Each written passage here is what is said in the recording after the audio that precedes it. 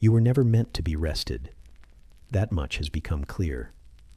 Even in the womb, it was likely loud, somewhere beside a clattering cart or beneath a leaking ceiling, wrapped not in comfort, but in the weary warmth of bodies that had long since forgotten what relief felt like. You were born into tired hands, onto tired knees, in a house where exhaustion pooled in the corners like rain that would never quite dry. And now, years later, nothing has changed, except you're bigger now, and hungrier. The mattress beneath you is nothing but a whisper of straw, flattened by years of weight that was never quite enough to break it, but more than enough to wear it down. It smells faintly of mildew, and slightly stronger of the feet that have rested on it for years. Yours and someone else's, who shifts now beside you in the dark. You try not to move too much. The blanket, a ragged patchwork of everything that didn't burn last winter, barely covers your legs as it is, and every inch of it stolen in the night is an inch never given back. The room is small. You wouldn't know how small unless you'd ever been in something bigger, and you haven't. The walls are close and clammy, like the breath of someone who's been too quiet for too long. The single window is glazed in grime, letting in just enough gray light to remind you that you'll be late again. A draft pushes through the cracked frame, winding across your cheek like a finger made of ice, and warning you that the fire's long gone out. You sit up because you must, not because you want to. Your spine cracks like old timber. Your feet hit the cold floor with a resigned slap. The wood is splintered, your toes already numb, and you flex them once, twice, as if trying to remember what they're for. In the corner, something scurries behind a cracked board. You pretend not to notice. The rat pretends it doesn't live with you. You're both wrong. The shirt you pull over your head has been washed more in sweat than water. It smells of old soap, boiled onions, and the kind of despair that sets in somewhere around the 5th year of factory work. It clings to your back in the places where holes haven't yet formed. You tug it down and shiver anyway. Your trousers are still damp from the previous day. The rain never quite gave them back. They stiffen as you tug them on, like they too are reluctant to begin again. The button is loose, hanging on by a thread that gave up hope 2 weeks ago. Your socks are mismatched, but unified in their thinness, and your boots, your boots. They gape at you from beside the fireless hearth, slumped in the posture of something that knows exactly what awaits. When you slide your feet into them, the insides squelch faintly. There was water inside. There's always water inside. The hearth is dead. Of course it is. You kneel beside it and nudge the ash with a stick. It sighs softly, like a dying thing that's finally allowed to stop pretending. You stack a few bits of kindling, soft wood stolen from a crate down the lane, and puff weakly at the embers, trying to revive what little warmth might still be coaxed from yesterday's flame. The smoke curls into your face like a tired joke, and your eyes water not from sentiment, but from soot. Behind you, your sibling grumbles in their sleep. It's a language made of snorts and wheezes, and it means, hurry up, it's your turn to fetch the water. You mutter nothing back, because nothing's expected, and rise with knees that resist. Your fingers are already cracked at the knuckles, and you haven't even touched the pump. Outside, the air is thick with morning damp. The alley behind your row smells of coal smoke and cabbage, a combination that clings to your throat like guilt. You trudge past crooked doors and uneven stone, each step a splash into a puddle that reflects no sky. Your breath clouds the air before you, more visible than your future. The pump groans when you touch it, not like a squeak or a creak, more like a protest. A metal wail, as if it too has done this 1,000 times and never once liked it. You pump twice before water begins to spill, cold and iron-scented, tasting of rust and something older. You cup your hands beneath it, washing your face with the delicacy of a person pretending their fingers aren't numb. It stings. Of course it stings. You let it. On the walk back, you see your neighbor. He's already up, already coughing, already lighting a stub of something that used to be a cigarette. His boots are tied with string, and his coat has a hole the shape of a mouse. He nods at you. Or maybe he just blinks. You nod back anyway. No one speaks before the machines. That's the rule. You return with the water. It sloshes in the tin bucket, dampening your leg through the hole in your trousers. No one thanks you. No one looks up. Breakfast is a piece of bread that tastes like yesterday's broom, and a cup of tea made with more hope than leaves. You drink it anyway. Warm water is warm water. Your mother moves through the room like a shadow. You're not sure when she woke up. You're not sure she ever did. She moves things around with the precision of someone who has done this too long to bother thinking about it. A spoon here, a coat there. A child prodded in the ribs with just enough force to start motion. No more. You eat with one hand and lace your boots with the other. The laces break. You knot them together again. Everything here is breaking. Everything here is knotted together again. The door creaks open with a sound that could be mistaken for a sob if you were the poetic type. You're not. You step outside and the cold hits you like something personal. You tighten your coat. It doesn't help. The factory waits. It always does. It sits at the edge of town like a swollen lung, wheezing smoke and swallowing bodies. You walk toward it with the slow inevitability of someone whose choices were written in ash long before they were born. There is a kind of quiet that follows you, the kind made of wet socks and early bells, of silent prayers mouthed by mothers who have already forgotten the words. The road is muddy. The sky is low. The coal smoke thickens in your throat like memory. You feel it all, and still, you go, because that's what you do. You were born tired, and it only gets worse. And as the shadow of the mill rises before you, black against a sky that never learned how to be blue, you know the worst part isn't the noise, or the cold, or the ache in your hands before the work even starts. It's the knowing. It's that you'll be here tomorrow, and the day after that, and the day after that, until someone else is born tired and slides quietly into your place. You take one more step, and the morning swallows you whole. You've barely crossed the threshold before your body starts to argue with itself. The wet socks have stiffened into cold sleeves of regret around your ankles, and the ache in your spine spreads like spoiled butter across a stale crust. You don't bother sitting down. There's no point. Sitting means taking off your coat, and taking off your coat means noticing how little is underneath. The air inside the house doesn't know it's supposed to be warmer. It bites at your damp collarbones like a petty insult. So instead, you hover near the fireless hearth, like it owes you something. A ghost seeking warmth from another ghost. Your fingers, those cracked and delicate things, fight with the buttons of your shirt.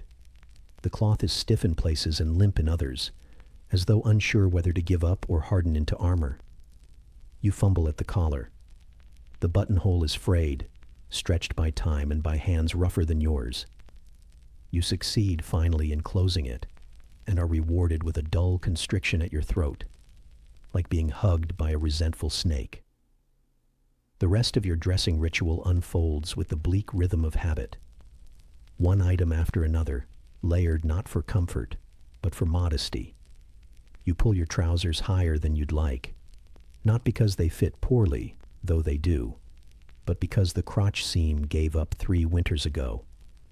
The patchwork of thread and silent prayer only holds if the fabric doesn't shift the wrong way when you bend over. You bend over a lot. Your undershirt sticks to your back in 3 places. Damp fabric has a memory. It remembers yesterday's sweat, last night's rain, and the morning before that when you tried to dry it by standing near the bakery chimney and got chased off with a broom. It smells like effort and disappointment. You pull the sleeves down and pretend you don't notice. Stockings come next. if you can call them that. They're more holes than wool, more philosophy than garment. They roll halfway up your calves before quitting, curling into themselves like they've decided to die on the battlefield of your shins. You stretch them anyway, pointlessly, and stuff the loose ends into your boots where they can do the least harm. One of them sags like a bad mood. The other sags worse. The boots are still wet, of course. They have not once been dry. You imagine there is a puddle inside them that has known several generations of your family. You shove your feet in and feel the embrace of cold leather that never quite agreed to be shoes. You wriggle your toes out of a desperate attempt to feel something, anything, other than despair. The sensation that returns is not feeling, just the creeping onset of numbness, which is somehow worse. Then there's the vest. The vest is ceremonial, not because it looks good, it doesn't, but because it signals you are ready. Ready for work, for life, for whatever indignity the day has queued up for you next. It buttons askew, pulling oddly across the belly, even though you're far too thin to blame the fit on anything generous. One button is missing entirely. You fasten the rest with a tired sigh and a slight twist of the wrist that you've practiced so many times, your joints do it without thinking. There's a jacket somewhere.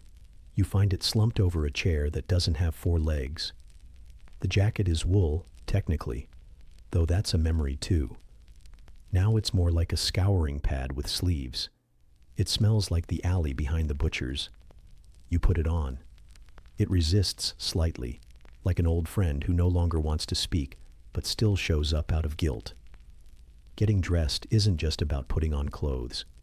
It's about hiding the wear. You pull the sleeves past your wrists, not for style, but to conceal the fraying cuffs. You smooth the shoulders where the seams are beginning to whisper of betrayal. You tug the collar up so that when the overseer looks at you sideways, he sees something like dignity, and not the lump of threadbare panic that you actually are. There's a cap. There's always a cap. It keeps nothing in and nothing out, but you wear it because everyone else does. It's damp, and it smells like the inside of a kettle left too long on the fire. You set it on your head, tilt it forward just enough to block the worst of the morning light, and pull your collar up high to meet it. Between the two, you've made something like a barrier between your skin and the world, though not a very good one. And still, you're not done. There's a scarf, not because it's cold, but because your neck turned red last month and hasn't stopped itching since. It might be lice. It might be heat rash.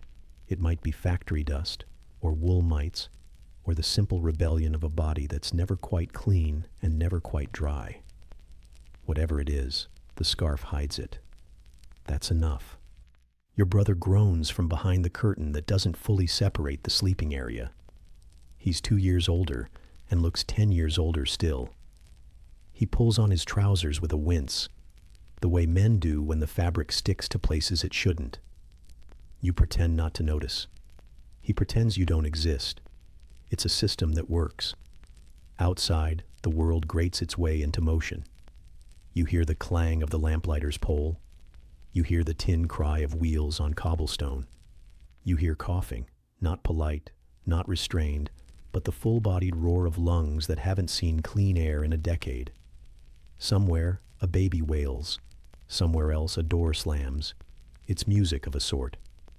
You glance down and check your laces again. The left boot string has split near the knot, curling like a burnt hair. You consider swapping it with the right. Then you remember the right is worse. You shrug, which in this case is less a gesture and more a surrender. The humiliation of dressing isn't just the clothes. It's the realization that these are your best ones. This is the version of yourself you offer to the world. The jacket with the shiny elbows. The trousers stitched so often they've developed a second personality. The boots that mock your every step.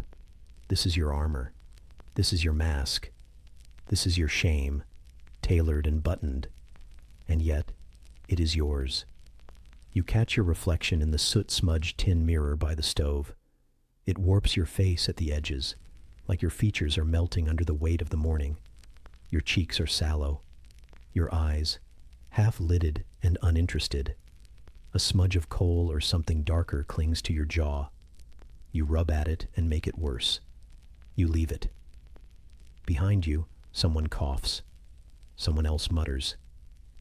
The kettle hasn't boiled because there was no fire, and there was no fire because the coal man hasn't come.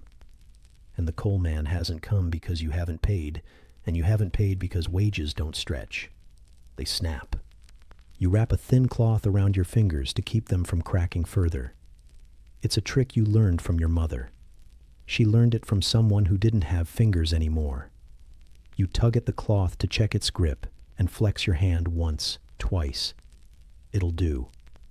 You move toward the door. The hallway is cold and always smells like boiled cabbage, even when no cabbage has been boiled in months. The floor groans under your weight, resentful. You step over the loose board without looking. Some lessons are in the muscle now. You don't carry a lunch. There is no lunch. Your coat sags against your shoulders. Your trousers pull at your knees. Your socks have gathered somewhere around your arches.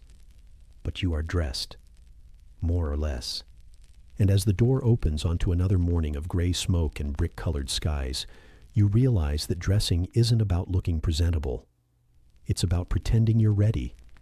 It's about layering yourself in the lie that you are fine, that you're prepared, that you're not already unraveling beneath the seams. And when the first gust of factory wind hits you, heavy with ash and metal, and the scent of something you can't name but always dread, your clothes cling tighter, like they know they're all you've got. Tomorrow, you'll do it again. Assuming the thread holds. Assuming you do. The wind follows you back inside like an unwanted lodger. It snakes through the splinters of the doorway, curls into the gaps between window frames, and settles in the fabric of your coat before slithering out again to wrap itself around your ankles. You shake it off the way one shakes off dread, poorly, and only at the edges. The warmth you hoped for isn't waiting in the room. The hearth is still cold. The kettle still silent. The only movement is from the ceiling, a slow drip in the corner where the roof always remembers to fail.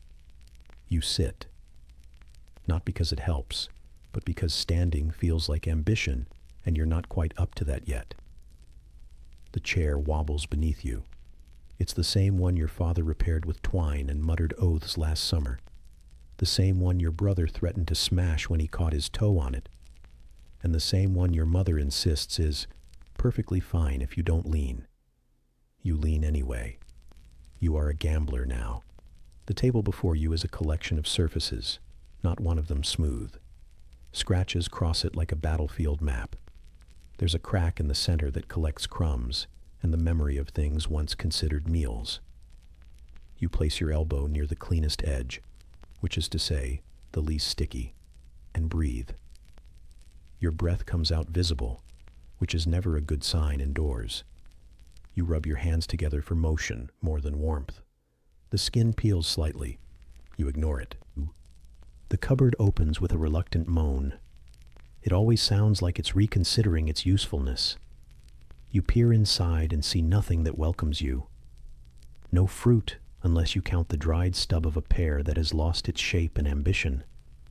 No bread, unless you include the piece you stored last week wrapped in cloth and hope. You unwrap it. The crust is still hard. The inside is debatable. You press a finger into the center. It springs back like it resents you. That's a good sign, or at least not the worst one. You cut it.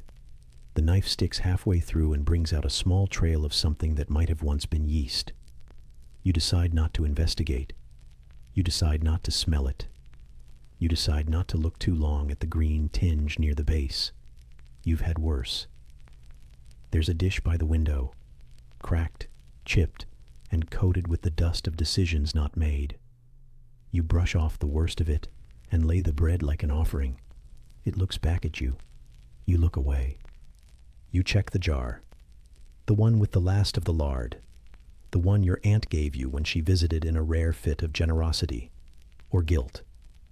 The layer on top has crusted into something not entirely solid, but far from inviting. You scoop underneath with a careful finger. Below, it's softer, yellower, and not yet sour. You scrape a thin layer onto the bread. It doesn't spread so much as it crumbles into surrender. You eat it anyway. The first bite is exactly as bad as you expected. The second is slightly better, but only because your mouth has begun to give up. You chew slowly, out of necessity. Not because it tastes good, but because the longer it stays in your mouth, the less time you'll spend hungry. You chew like you're stretching time. In the corner of the room, your sister stirs. She wraps a shawl around her shoulders like a tired curtain and eyes your plate. You slide it slightly out of reach, not cruelly, but as a reflex. She doesn't ask. You don't offer. She moves to the other side of the room and stares at the kettle like it might change its mind. There's no milk. Hasn't been since the neighbor's cow fell ill. Someone tried to milk it anyway, and now nobody talks about it. There's no tea either. Only a jar of something that claims to be tea, but smells like burnt hay and forgotten promises. You boil water when you can. Today you cannot, and pretend it's flavor. But not now. Now the fire is just ash, and the coals you meant to save for evening sit smug in a bucket near the door, out of reach in more ways than one. You consider cheese. Then you remember the last bit molded into something unholy 2 nights ago and had to be buried behind the shed. You tried scraping it. The cheese scraped back. It was time. What remains is the onion. It sits on the windowsill like a challenge. Wrinkled, soft at the edges, slightly sprouting, like it's making a last attempt at life, and you'd be rude to interrupt. You take it anyway. Peel it with tired fingers that don't quite respond the way they used to. The outer skin flakes into the air and settles like dust. You slice it, thin. The pieces curl. You eat them raw. The taste floods your mouth, not sharp, not sweet, but something pungent and ancient, like it remembers the ground it came from and resents having been pulled free. It stings, not just your mouth, but your eyes, your nose, something in your chest. You keep chewing. You tear a strip of bread and wrap it around the onion, convincing yourself this is what sandwich once meant. The mouthful is aggressive. Your teeth struggle. Your stomach growls in something like reluctant agreement. Your mother rustles somewhere beyond the curtain, coughing softly, then not so softly. The sound catches in her throat and drags across the room. You pretend you don't hear it. She pretends she's not coughing. Another system that works. The clock ticks too loudly for its size. It's a hand-me-down that's never been accurate but always been present. Its ticking sounds like judgment. Or maybe it's just echoing your chewing. You check the cupboard again. There's a potato. It has eyes. You avoid looking directly at it. You close the door. A mouse skitters behind the stove. Not your mouse, probably the neighbor's. Mice have no sense of property lines. This one's bold. It pauses just long enough to let you know it sees you, and then disappears again, tail flicking like punctuation. You sigh. You're not mad at it. You understand. You take another bite. The crust tears your gum slightly. You press your tongue to the sore spot and wince. You wonder briefly if there's still a scrap of jam somewhere, even just a smear on an old spoon, and then decide the memory is enough. The light from the window thickens, gray and stubborn. It creeps across the floorboards like it's looking for something worth illuminating and coming up short. You rub your hands again, not for heat now, but for motion. You are always moving or freezing. There is no in-between. The last bit of bread is dry, drier than the rest. It turns to dust in your mouth. You chase it with the last bit of onion, which somehow tastes stronger now, as if emboldened by the absence of competition. You finish the plate. It does not feel like victory. The door creaks, not open, just creaks.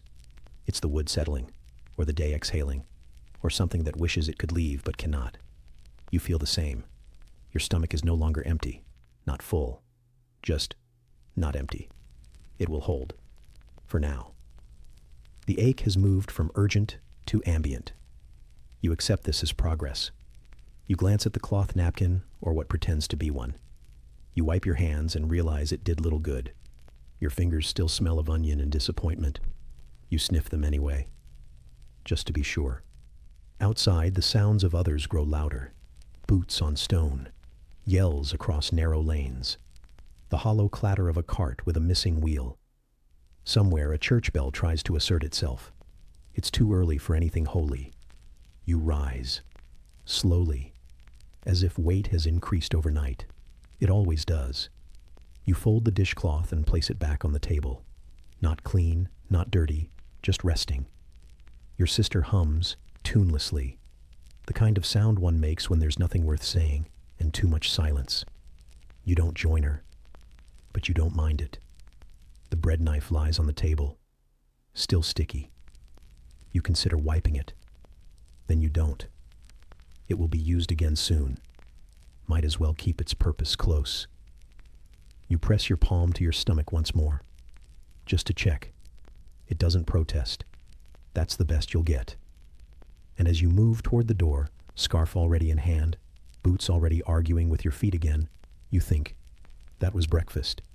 Not good. Not enough. But not nothing. And in a place like this, not nothing is a kind of luxury. You press the door shut behind you, but it doesn't quite catch. It never does. The warped wood and swollen hinges are old acquaintances now, each familiar with the other's failures. You give it a second shove with your hip, more ceremonial than effective, and it grumbles but stays. The wind doesn't wait for permission, of course. It snakes through every crevice, tugging at your scarf and slipping beneath your coat like a bitter rumor. You pull the wool tighter, as if defiance alone could act as insulation. Your boots land on the cobbles with that soft, unwilling thud that only happens when leather has turned from stiff to soaked to resigned. They're always damp. It doesn't matter how dry the day claims to be. There's something about Victorian moisture that settles into everything. The ground glistens not from rain, but from perpetual damp, as though the city were crying slowly from the soles upward. And you, unfortunately, are its handkerchief. You trudge forward, one heel dragging slightly, not out of laziness, but because your right boot has worn unevenly at the back. A gift from 2 winters ago and 4 blisters ago. You told yourself you'd patch it properly when you had the time, or the money, or both. Neither arrived. The road is more a collection of intentions than a path. Some stones protrude like they're trying to escape. Others have given up entirely and sunk into the mud, forming tiny lakes that always seem to wait until your foot finds them. The cold sloshes in, not a chill, but a creeping, bone-deep wetness that finds its way past wool, skin, and pride. To your left, the smokestacks loom, not yet bellowing but yawning, stretching in soot-stained silence. They remind you that the day has not yet begun, and somehow you're already late. You pass rows of narrow houses, each identical in their mediocrity, like teeth in a jaw that never learned to smile. Curtains twitch behind dirty panes. You see the movement, never the faces. Privacy is an illusion, but pretense still holds value. A child skips past you, barefoot, or close enough. Their shirt is more whole than fabric, and their breath forms little ghosts in the air. You wonder if they're off to work or just running from breakfast. Probably both. Their steps are faster, not because they're eager, but because they haven't yet learned to conserve energy the way you do. A lifelong lesson: never move faster than misery demands. Your scarf itches. The wool is coarse and smells vaguely of smoke, cabbage, and something sour that never quite leaves. You breathe through your mouth to avoid it, but that only invites the other smells. The streets offer an olfactory buffet: coal dust, horse manure, wet stone, yesterday's fish, Someone's breakfast being cooked badly and loudly over a fire that doesn't want to burn. You try not to gag. You fail gently. At the alley's bend, you slip slightly on something that once was solid food and now is just texture. Your foot corrects itself with the slow reflex of someone too tired to panic. A groan slips from your throat. Not pain, just acknowledgement. You pass the widow's shop front. Her doors never open, but she sweeps the stoop each morning anyway. You nod. She doesn't nod back. She hasn't nodded back since her son fell into the gearworks last spring. You still remember the sound? Everyone does. You don't speak about it. Your hands have gone stiff again. You press them into your coat, searching for the warmth your body refuses to generate. Your fingers feel like branches, brittle, numb, and likely to snap with too much effort. You flex them slowly. It hurts, which is better than nothing. The path narrows past the butcher's yard. The smell there is different, heavier, fat and iron, and something that clings to your throat like guilt. You hold your breath, then inhale at the wrong moment and cough quietly, hoping it sounds like weather and not weakness. You adjust your pace as you approach the bridge. It's not a real bridge, just a collection of planks stretched over a trench that smells like regret. It's slick with something, possibly moss, possibly grease, possibly both. You step carefully, heel to toe, arms out slightly for balance, like a performer in a circus you'd never afford. The board creaks. You ignore it. All boards creak. On the far side, the mud returns with enthusiasm. You try to step around it but fail in the same spot you always do. The sludge pulls at your boot like a clingy child, reluctant to let go. You win, barely, and continue with one shoe heavier than the other. Up ahead, the mill's outer gate comes into view. 2 iron pillars that never had a gate between them. The entrance is always open, not from welcome, but from inevitability. You pass through without ceremony. The yard is gravel and soot. A dog sleeps in the corner, ribs visible through matted fur, one eye half open as if dreaming suspiciously. You give it a wide berth. It doesn't move. It might not be sleeping. You arrive early, technically, but not first. A few others loiter by the wall, leaning, shivering, muttering. You recognize the shapes, not the faces. Everyone here is more coat than person.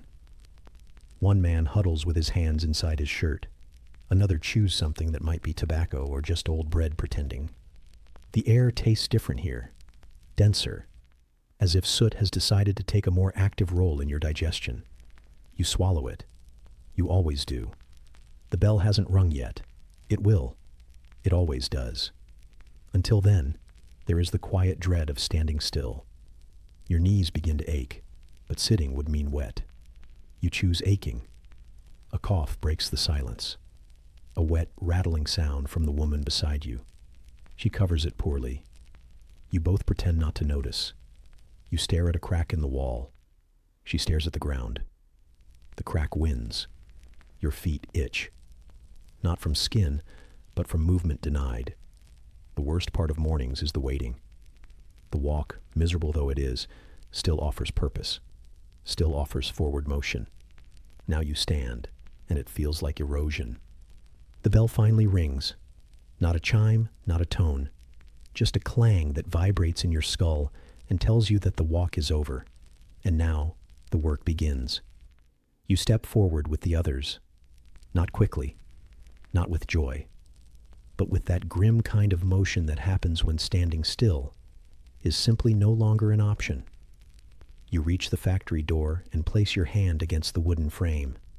It's worn smooth by thousands of others doing exactly the same. There's comfort in that. A horrible, awful kind of comfort. You step inside, and as the door closes behind you and the clamor begins, gears turning, voices shouting, metal grinding like it's chewing on itself, you realize the walk to work is over. And somehow, that was the best part of your day.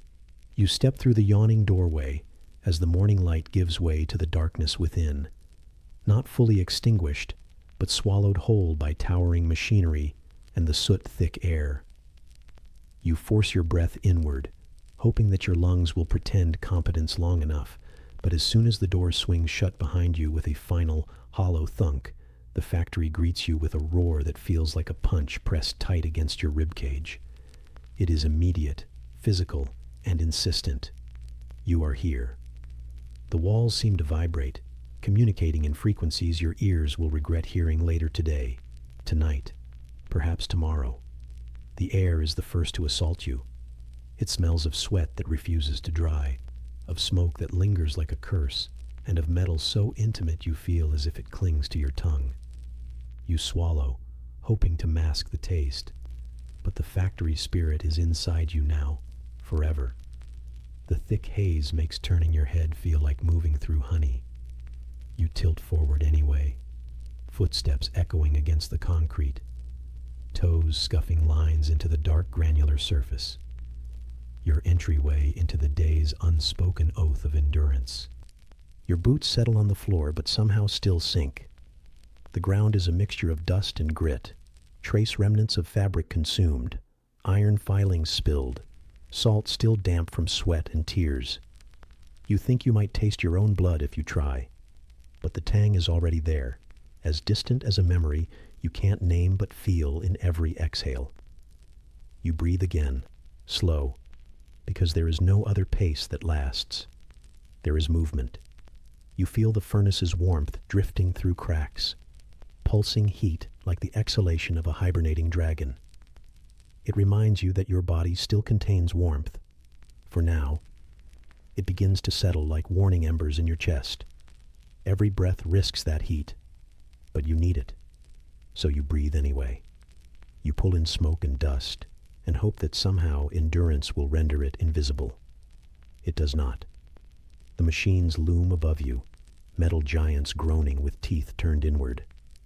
Gears mesh with a wisdom they did not ask for, but have learned nonetheless. You stand beneath them and sense their appetite, not for your skill, but for your attention. There's no ceremony here, no slow handshake or cautious nod. The conveyor belts don't ask if you're ready, they just start. The spindles don't double-check, they spin. You are expected to fall in or step aside, and both feel equally unimaginable. Your lungs burn first, but then your ears begin to ache. The crescendo of mechanized life drowns out your thoughts. You can't hear your own heartbeat here, but you know it's there, wrestling with the rhythm of noisy pistons and the steady rumble of looms. The pounding is symphonic, relentless in its insistence that you exist, but only as one more flake of dust carried through its gears. You reach out and touch one of the metal shafts. It vibrates under your fingertip, humming a tune you cannot replicate but will remember in nightmares. The metal is warm, as if acknowledging your presence, but it offers no comfort. You shift your weight and feel a faint disorientation, like stepping onto a ship you can't see but know is drifting. Your boots leave soft, transient marks on the floor. Someone else's boot left its imprint before you, faded but still visible. The dirt there is damp, blacker than the rest, as though someone scraped out the marrow of the day and left the blood for you to face. Your foot hesitates. You push it forward. There is no light here except from small, flickering bulbs overhead, but they are dim, like memories of safety. The shadows draw across your hands and hide the dust that clings there. Your fingernails, if you still had time to check, would be black, packed with micro-shavings of the day's beginnings. You press your fingers to your lips, resisting the urge to check. Instead, you inhale again, wary of what you might taste. The factory air weighs upon your chest like unseen hands pressing down, waiting for you to collapse. Someone once said breathing didn't require struggle, but that someone didn't walk into this place at dawn. Here, each inhalation requires will, each exhale a choice. Your lungs tighten, but you refuse collapse. Not because you believe you'll be able to stop, but because the alternative is nothingness. Not for now. You feel awareness returning to your limbs, slow pulses of ice and ache working together in your knees and lower back, as if everything is waking up only to inform you that pain is always available on standby. Your shoulders hunch, unconsciously shielding your lungs, but the shield is fragile. Small clatters hit the floor nearby. A bolt dropped, a tool abandoned, a breath released in resignation. You turn your head and see someone, another shadow of flesh and wool, brushing dust from their vest, preparing to match your cadence, and knowing that this is the beginning of a day that may never end. You wander deeper into the field of machines. Looms tower on your left. Spindles march on your right. The space narrows as you step, weaving between lines of equipment designed for endless repetition. You envision ghostly figures long gone, stuck somewhere in the rhythm of this place, and you wonder how many days they stood exactly where you are now, watching time stretch before them. You swallow, but there is no moment that feels substantial, only the ambient ache of existence within these walls. Your heartbeat resonates in your ears, not weakly, but in defiance. It's yours. You remember that earlier, before dawn, you thought the walk to this place would be the worst part. It was wrong. The walk was the overture. This is the symphony. You tell yourself this is not your fault. It feels important, even if it does nothing. A sudden surge of heat sweeps through the room as the furnace behind the wall begins its daily awakening.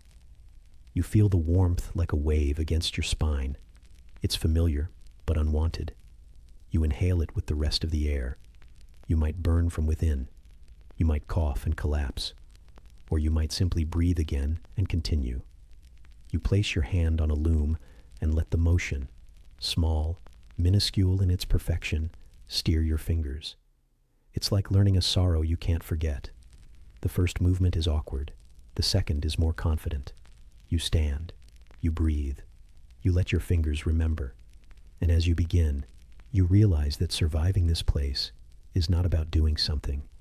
It's about not stopping. Not yet. Maybe tomorrow will include hope. Maybe next shift.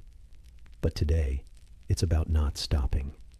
Somewhere, the foreman steps along metal catwalks overhead. You feel the vibration before you see it. A distant reminder that you are watched, observed, measured. But for now, only the machines matter. They need fuel, and that fuel is you. Your breath, your effort, your persistence. A single drop of something, sweat, oil, blood, slides down your temple, but it's distant. You don't move your hand. You don't notice. Each heartbeat is still yours. And so you begin, guided not by purpose, but by inertia, by the dim hope that the lungs you feed this morning will still function by evening's dimming. You work, and the factory works you. The machines claw at reality. The air crowds your chest. The walls press in. But you breathe. Softly, steadily, almost unnoticed, even as the factory continues to greet you like a punch in the lungs. You don't remember exactly when the machines became louder than your thoughts, but they are now. You trudge back to your station, the same place you stood yesterday, and the day before that, and possibly during a past life if fate has a sense of humor. The floor under your boots hums faintly, an endless vibration, like the belly of some monstrous iron animal digesting the hopes of everyone inside. You feel it through your soles, your knees, your spine. You don't step so much as absorb motion. The wooden planks beneath your feet are stained with oil, sweat, and history. They creak in protest. Not dramatically, not with flair. Just the tired kind of complaint wood makes when it's held too much weight for too many years. Like the noise your knees made this morning when you stood up. Everything creaks now, including your bones. The light filtering in from the grime-covered windows is barely light at all. It's more of a suggestion. Dust dances in the air, catching what little illumination there is, making the inside of the factory look like it's perpetually filled with tired ghosts. which in a way it is. You move past the same familiar rows, benches, belts, cogs that spin faster than your thoughts, pulleys that lurch like they're regretting every movement. Your station is just as you left it, a small wooden stool that offers the exact opposite of comfort, a tool in your hand that may as well be grafted to your skin by now, a task so repetitive, so insultingly consistent, that your hands begin to move before your mind catches up. Crank, turn, align, punch. Crank, turn, align, punch. A symphony of tedium with the tempo of despair. You're not even sure what you're making. Something metallic, possibly part of a wheel or a clasp, or a hinge for something you'll never use. You don't know who buys it, or what it's for. You just know that it must be turned precisely 3 times. The hole must be punched in exactly the right spot, and the resulting piece must be tossed into the wooden bin beside you before you begin again, and again, and again. The stool under you doesn't match the curvature of any known human form. It's hard in the wrong places and wobbly in the others. It makes your lower back feel like it's attempting to revolt through passive aggression. You've tried shifting. You've tried cushioning it with old rags. Nothing helps. The stool is eternal. The stool wins. To your left, someone coughs. A ragged, wheezing sound that echoes for a moment over the rhythmic noise of the machines before disappearing back into the clatter. You don't look. You don't need to. It could be Mary, or Thomas, or the boy who lost a thumb last week. You all blur together now, people shaped by soot and repetition. Your fingers are already going numb. They're cold despite the heat of the machines. Not the kind of cozy warmth you'd want, but an oppressive, heavy heat that makes your armpits damp and your temples sticky. The kind of heat that makes your skin feel like it's been wrapped in someone else's breath. Still, your hands are cold. It's a cruel trick of the factory. Your fingers stiffen as they curl again around the handle. Crank, turn, align, punch. You imagine briefly that this is a form of meditation, some sort of Victorian enlightenment achieved through mindless motion. But then your wrist twinges and reminds you that pain is your only reward here. The same set of muscles used again and again, like a joke that stopped being funny 10 years ago, but no one had the heart to retire. The wooden bin beside you fills slowly. Each piece lands with a hollow thunk, not a satisfying weighty sound. More of a passive little declaration. I exist, but just barely. Sometimes you envy the pieces. They are done, finished, their purpose fulfilled in a single drop. You, on the other hand, go on. Your mind tries to wander. It reaches for thoughts of other things. A warm pie, the feel of fresh air on your face, a bed that doesn't smell like mildew and fear.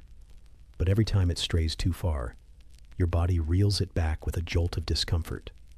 Your shoulder pinches, your back seizes, your elbow reminds you that repetition isn't free.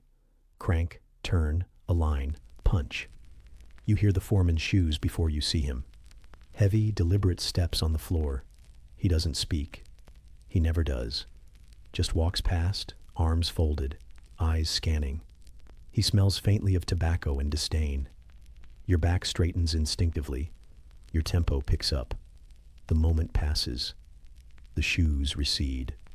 Your breath slows again. There is no clock you can see. You're not sure if that's on purpose or just one more thing broken in this place. Time is measured by how many bins you've filled, how many times your hand cramps, how often you shake it out behind your thigh so the foreman won't see. Someone once said it was noon when a bell rang. You don't remember hearing it. Maybe you were blinking too loudly at the time. The machines around you continue their endless complaints. Gears shriek, belts slap, chains rattle. It's not music, it's a mechanical scream broken into hundreds of overlapping stanzas. Your ears have learned to ignore most of it, but not all, never all. Your clothing clings to you now, damp with sweat, stained with oil, and dusted with the powdered misery that floats in the air. Your skin itches beneath the fabric, but scratching only rearranges the discomfort. You tried wearing an extra undershirt once. It just gave the itch more layers to burrow through. The girl across from you, maybe 13, maybe 40, it's hard to tell, sniffs once, wipes her nose with a sleeve already overloaded with grease, and resumes her stitching. You nod at her without meaning to. She doesn't see you. Or maybe she does and doesn't care. You're not sure what would be worse. You glance down at your hands, calloused, cracked, nails darkened, one missing entirely. They're not hands anymore. They're tools, extensions of the crank. The machine doesn't stop, so neither do you. Lunch doesn't come. It never really does. You chew a bit of hard bread when you think you can get away with it. A crust you saved from yesterday, stuffed into your pocket, now a lint-laced jaw workout. You chew slowly, not because you want to savor it, but because it buys you seconds of stillness. The foreman doesn't notice. Or maybe he does and is letting you have this one mercy. Mercy wrapped in stale wheat. There's a breeze that snakes in through a crack in the wall. Not a generous breeze, a mocking one. It whispers cold against your neck and makes your spine twitch. You hate it, but you'd miss it if it were gone. Like the rat that sometimes watches from under the bin, not bothering anyone, just present, like everything else here, quietly enduring. You lose track of how many repetitions you've done. The process becomes a loop in your muscle memory, a song your body sings while your mind attempts to hide under a blanket. You dream, momentarily, of switching jobs, of standing instead of sitting, of something with less bending, or maybe more, anything different. But you know better. Every job here is a different flavor of the same suffering. Some burn your legs, others your back, some your spirit, all of them your time. Eventually, your bin is full, not because the day is over, that would be too hopeful, just because it's full. You drag it, slowly, carefully, toward the corner, swap it for an empty one, and return to your station. The stool greets you like an old enemy. You sit back down. You reset the tool in your hand. You begin again. Crank, turn, align, punch. The world narrows once more to a gear that doesn't care if you exist, and a rhythm that doesn't ask if you're tired. The only thing you're sure of is that the next chapter will hurt just as much. And just like that, you settle back into the repetition, as the machines continue singing their grinding lullaby. Somewhere out of sight, a bell will ring. Maybe, maybe not. But next comes the part where you aren't allowed to stop, only pause. Briefly, the rhythm doesn't stop. It just stutters. A momentary lapse in the thrum of repetition, like a heartbeat forgetting itself, then clumsily catching up. You don't recognize it as a break. It isn't. It's just not work, and that's the best it ever gets.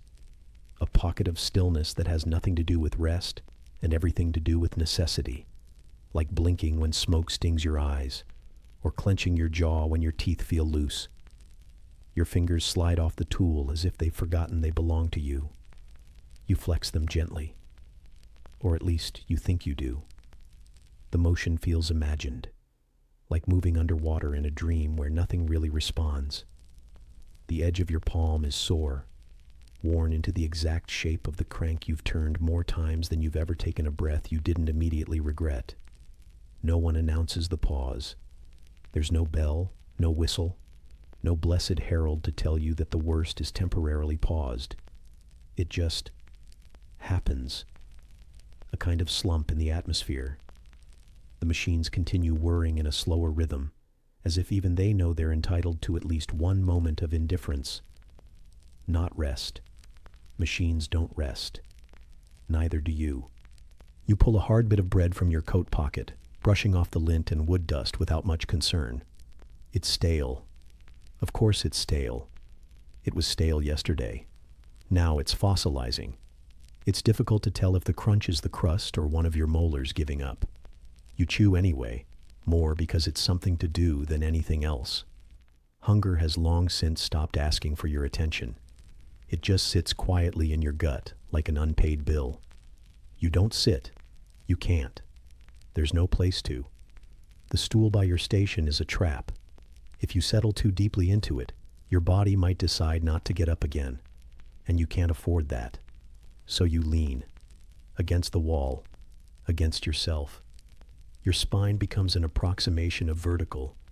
Your head hangs like a sack of flour tied too loosely. You are all corners and angles now, none of them right. The others don't talk. They barely move. Everyone folds inward like clothing left too long in the damp. A girl nearby, face pale beneath the soot, closes her eyes for 3 entire seconds. A crime that would earn her the foreman's gaze if he were watching. But for this flicker of time, he's somewhere else. Maybe harassing the new boy. Maybe counting how many seconds of mercy he's allowed you all before his presence must suck it away again. The girl opens her eyes. She doesn't look at you. You don't look at her. That's how it goes. You all pretend not to notice the small moments you steal. If you acknowledge them, they might become visible. And if they become visible, they can be taken. Your legs begin to throb now that you aren't moving. Somehow, not working hurts more than working. A stagnant ache rolls up through your calves and settles behind your knees. You shift, and something in your hip makes a sound like someone stepping on a mouse. It's fine, probably. There's no water, or at least not the kind you'd drink voluntarily. A bucket in the corner slumps under its own filth, half full of something that was clear once, maybe. The ladle floats on the surface like a dare. No one moves toward it. You swallow dryly and hope your body remembers how to make its own moisture. The heat is a strange thing here. It isn't warmth, not comfort. It's a damp, overbearing pressure that clings to your skin like an old shame. The kind of heat that never feels clean. That makes your undershirt damp and your back stick to itself. It's warm, but it doesn't help. Your fingertips are still cold. Your nose still stings. The kind of heat that tricks you into thinking you might thaw, but leaves your joints stiff anyway. You think of sitting outside, not somewhere pretty. You don't remember pretty, just somewhere with wind that smells like something besides sweat and regret. You imagine the sun, though you're not even sure what month it is anymore. It might be winter. It might always be winter. That would explain the biting chill that lives in your marrow, no matter how much the factory sweats around you. Someone nearby is chewing. You hear it more than you see it. A damp sort of gnawing, like a dog with a boot. It's annoying. You envy them. Their bread must be softer. Or maybe they still have teeth that cooperate. You wish your envy would come with more energy. But it's a lazy sort of resentment. The kind that flickers and dies before it can become action. You shift again. The wall behind you is damp where your shoulder leans. Not wet exactly. Just the kind of clammy moisture that suggests the wall might be sweating too. Or maybe it's just absorbing all the misery pressed against it. You wonder briefly if the bricks have developed their own consciousness, one made entirely of echoes and dust. A bell doesn't ring, but you feel it, the end of the pause, like air tightening, like a cold shadow dragging across your collarbone. A few people straighten. One coughs sharply. A forearm lifts. A tool clinks faintly as it's retrieved from the floor. You don't need to be told. No one does. The pause is over.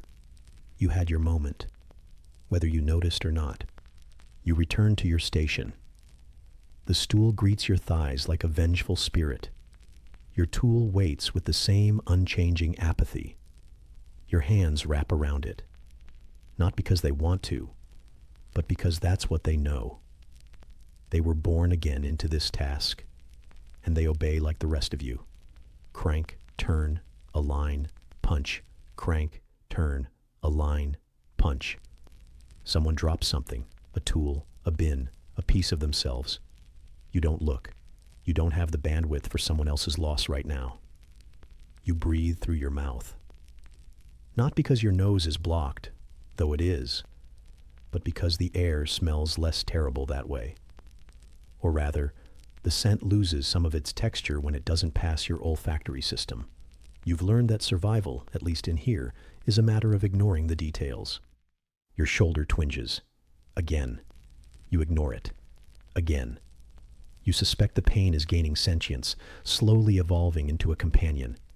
You consider naming it. Perhaps something biblical.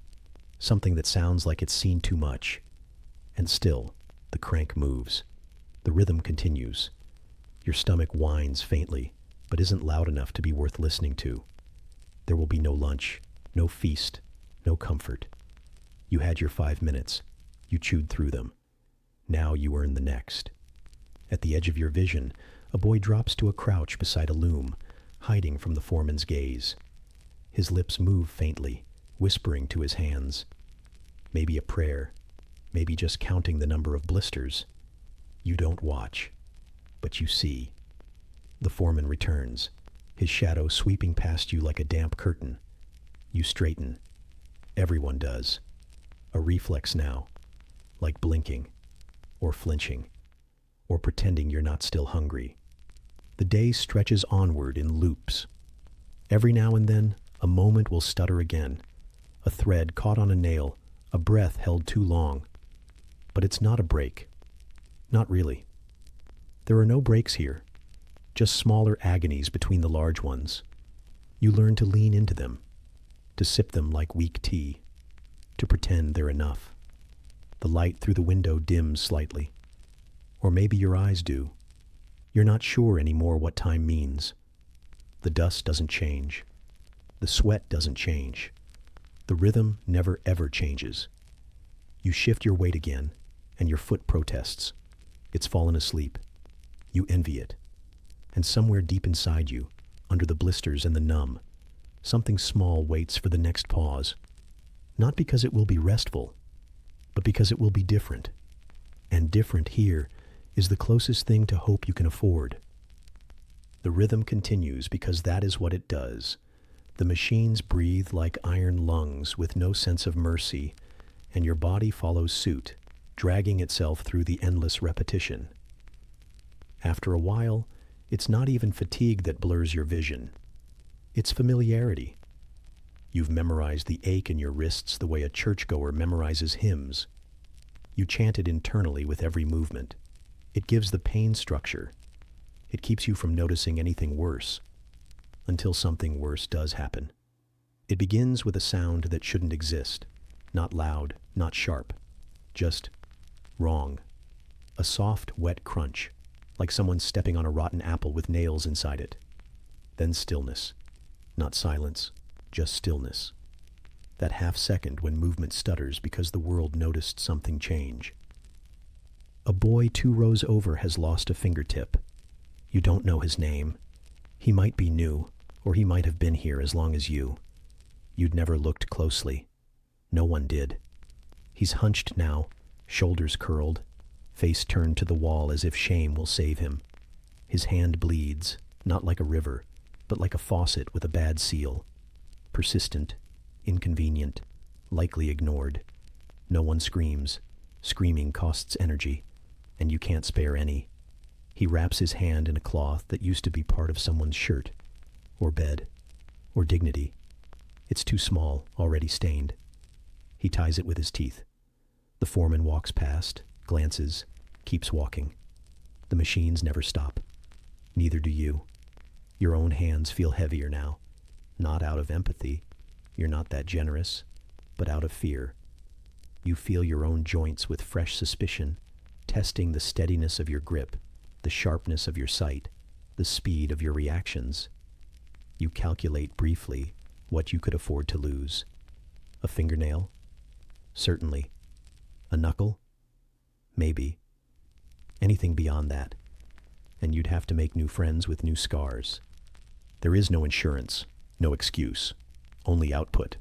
Your injury, when it arrives, because it will not be met with concern, but with annoyance. Not another one. Not again. You are not a worker here. You are a cog. And damaged cogs get replaced or tolerated, but never mourned. You've got a blister on your palm the size of a beetle. It's been growing quietly like a bad decision. You ignore it. That's the only medicine the factory provides. You press your hand around the crank and feel the raw flesh complain. You do not complain. You wouldn't be the first. You wouldn't even be memorable. The woman beside you is missing half a thumb. It's old. The wound has turned into a story her hand tells without her permission. The skin is smooth where it shouldn't be, as if polished by disappointment. She still works faster than you. She never looks up. You've heard her cough sometimes. A deep, rattling thing like she swallowed gravel and regretted it. The kind of cough that shakes a person's frame. She covers it with her sleeve and doesn't stop turning the wheel. You do the same. Someone nearby drops a tool and bends too quickly to retrieve it. When they rise, their head connects with the edge of a gear. Not enough to kill. Just enough to bleed. Just enough to teach them not to bend so fast. They stagger a little. No one rushes to help. Helping takes time. Time takes money. And you, all of you, are not worth a delay. Your shirt sleeve gets caught briefly in the machine, just a thread, but it's enough to remind you that the gap between safety and suffering is measured in laziness. You tie the sleeve back with a bit of twine from your pocket, the knot practiced from memory. The twine has touched everything now. Breadcrumbs, nose drippings, coal dust, and now it's part of your wardrobe. You will sleep in it later without noticing. Your feet ache in a way that isn't even pain anymore. It's memory. Phantom bruises that replay themselves every time you shift weight. You're pretty sure your little toe is broken or missing. But removing your boot to check would mean exposing yourself to whatever lives inside the leather now. Probably mildew, maybe penance. A boy farther down the line has rubbed the skin off both palms. You only notice because his hands are wrapped in rags now, and he's working with his wrists. It's inefficient. The foreman watches, says nothing, and adds it silently to the ledger of disappointments. In the corner, someone sneezes. It sounds wet and final. The kind of sneeze that carries more than dust. The kind that probably belongs at home under a blanket, not pressed between two looms. No one says, "Bless you." That would be too generous. The person next to them shifts slightly away, not out of fear, but out of habit. Distance is the only remedy anyone can afford. You see a girl scratch her scalp, and half her hair comes with it. Lice, or rot, or both. She doesn't seem surprised. Just flicks the hair onto the floor, where it joins the rest of the debris. Fragments of cloth, nail clippings, a button with no hope. Your own skin is dry in patches and soggy in others. Your left elbow, rubbed raw from leaning against the same beam for weeks, now leaks slightly. Not blood, just moisture. You think it might be sadness. You don't wear gloves. No one does. Gloves are for people who expect to keep their fingers. Instead, you wrap your hands in strips of cloth, reused from shirts, table linens, maybe even curtains someone once loved. The cloth is stiff with old sweat. You think about washing it, then laugh silently at the idea, as if water would help, as if there's time. When the accidents happen, they aren't announced. They aren't gasped at. They just appear, like a boot without its foot, or a smear on the wall that wasn't there yesterday. You've stepped in blood more often than you've stepped in puddles. The floor makes no distinction, and neither do you. You wonder how many people here are working through pain, how many bodies are concealing fractures, fevers, or infections they've chosen not to acknowledge. The answer is probably all of them, including yours. Once, you saw someone faint, not fall dramatically, just sort of slide, like a coat slipping off a hook. They were dragged away by two others who didn't stop working as they moved. That person came back 2 days later. Or maybe it was someone else. It's hard to tell with the soot covering everyone's faces. You keep a needle in your coat lining, not for sewing, for splinters. You use it once a week to dig wood out of your thumb pad. You've gotten good at it. You hum while doing it. Not a song, just noise. It makes it feel less clinical. Today, you cut your finger. Just a nick, but it stings like betrayal. You don't flinch. You don't stop. You wipe it on your trousers, which are already stained with older offenses. You press harder with the hand, using the pain as a reminder to stay alert. The sting keeps you company.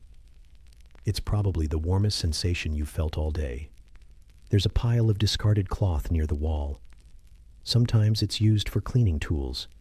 Sometimes it's used for staunching wounds.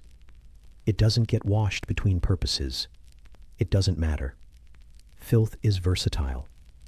When someone does speak, it's usually to say move, or watch it, or something resembling instruction. No one asks if you're all right. No one checks. There's no point.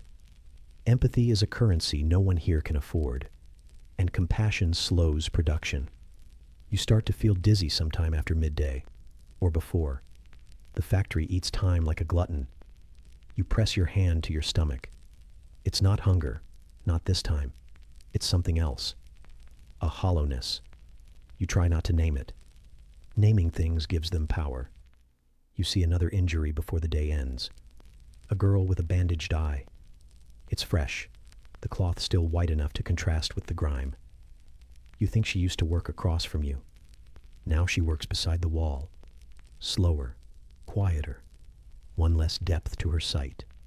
The shift lumbers on, full of ghosts with pulses. Each movement aching, each mistake just waiting for its moment. You work through the ache, past the splinters, around the dizziness. Because that's what you do. Because that's what's expected. There are no medals here, no mercy. You do not earn sympathy for surviving pain. You simply receive more pain as a reward. And still, the machines turn. The soot clings. The blood dries. The cloth binds. You stay upright, not because you are strong, but because the floor is too filthy to lie down on. And as the shadows grow longer and the gears grow louder, you silently hope that tomorrow, when the next injury comes, it won't be yours. Or if it is, that it's one you can wrap and hide and keep moving through. Because stopping is worse. Stopping means someone notices. And in here, being noticed is often the first step toward disappearing. The injury fades, or at least retreats into the background noise of your existence, tucked somewhere behind your shoulders' grind and the fuzz at the edge of your vision.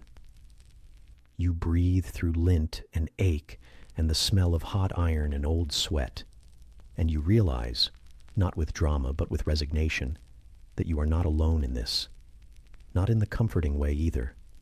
More in the way mildew isn't alone in a damp wall. You are surrounded by misery, not the loud, dramatic kind, the quiet sort. The kind that settles into people's spines like bad posture and never quite leaves. Every body here bends a little differently under it. You start noticing, mostly because it distracts you from your own.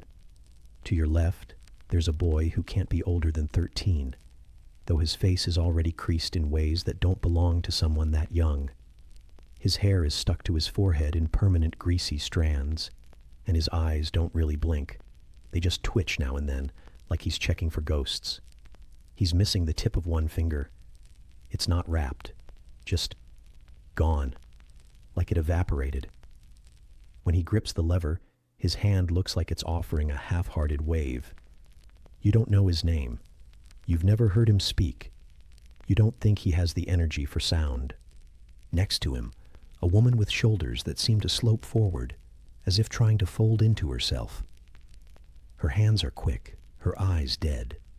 She smells faintly of vinegar and something floral, which is jarring in the way a flower might be jarring growing from a pile of coal. You think she used to laugh, or cry, or have a reason to do either. Now she just stitches, shifts, stitches again. You've seen her cough into a cloth and then tuck it into her waistband. You hope she doesn't lend it to anyone else.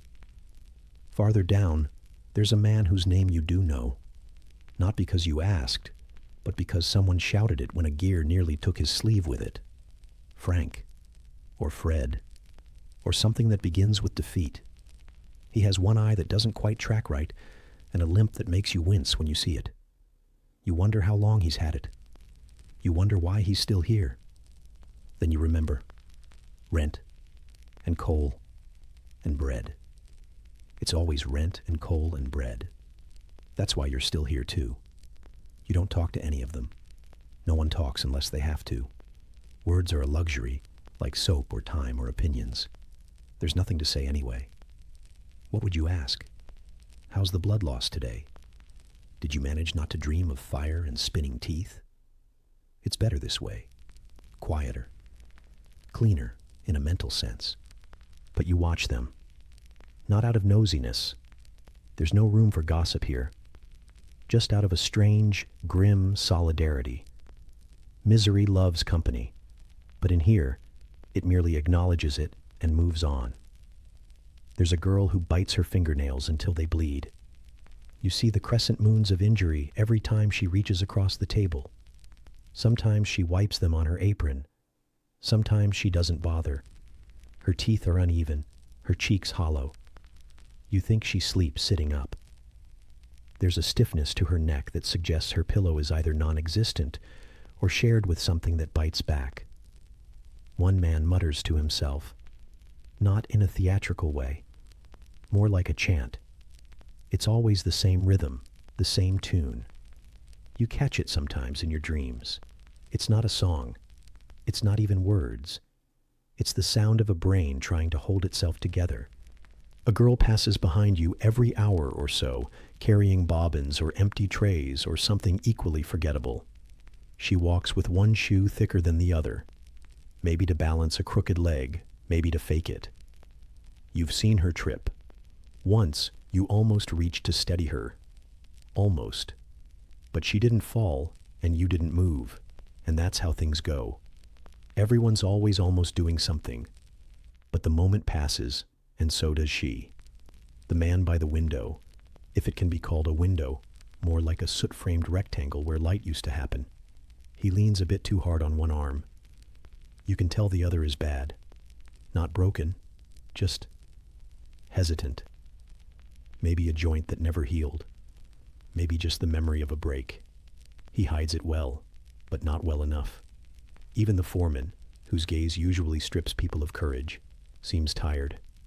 Not soft, never soft, but dulled.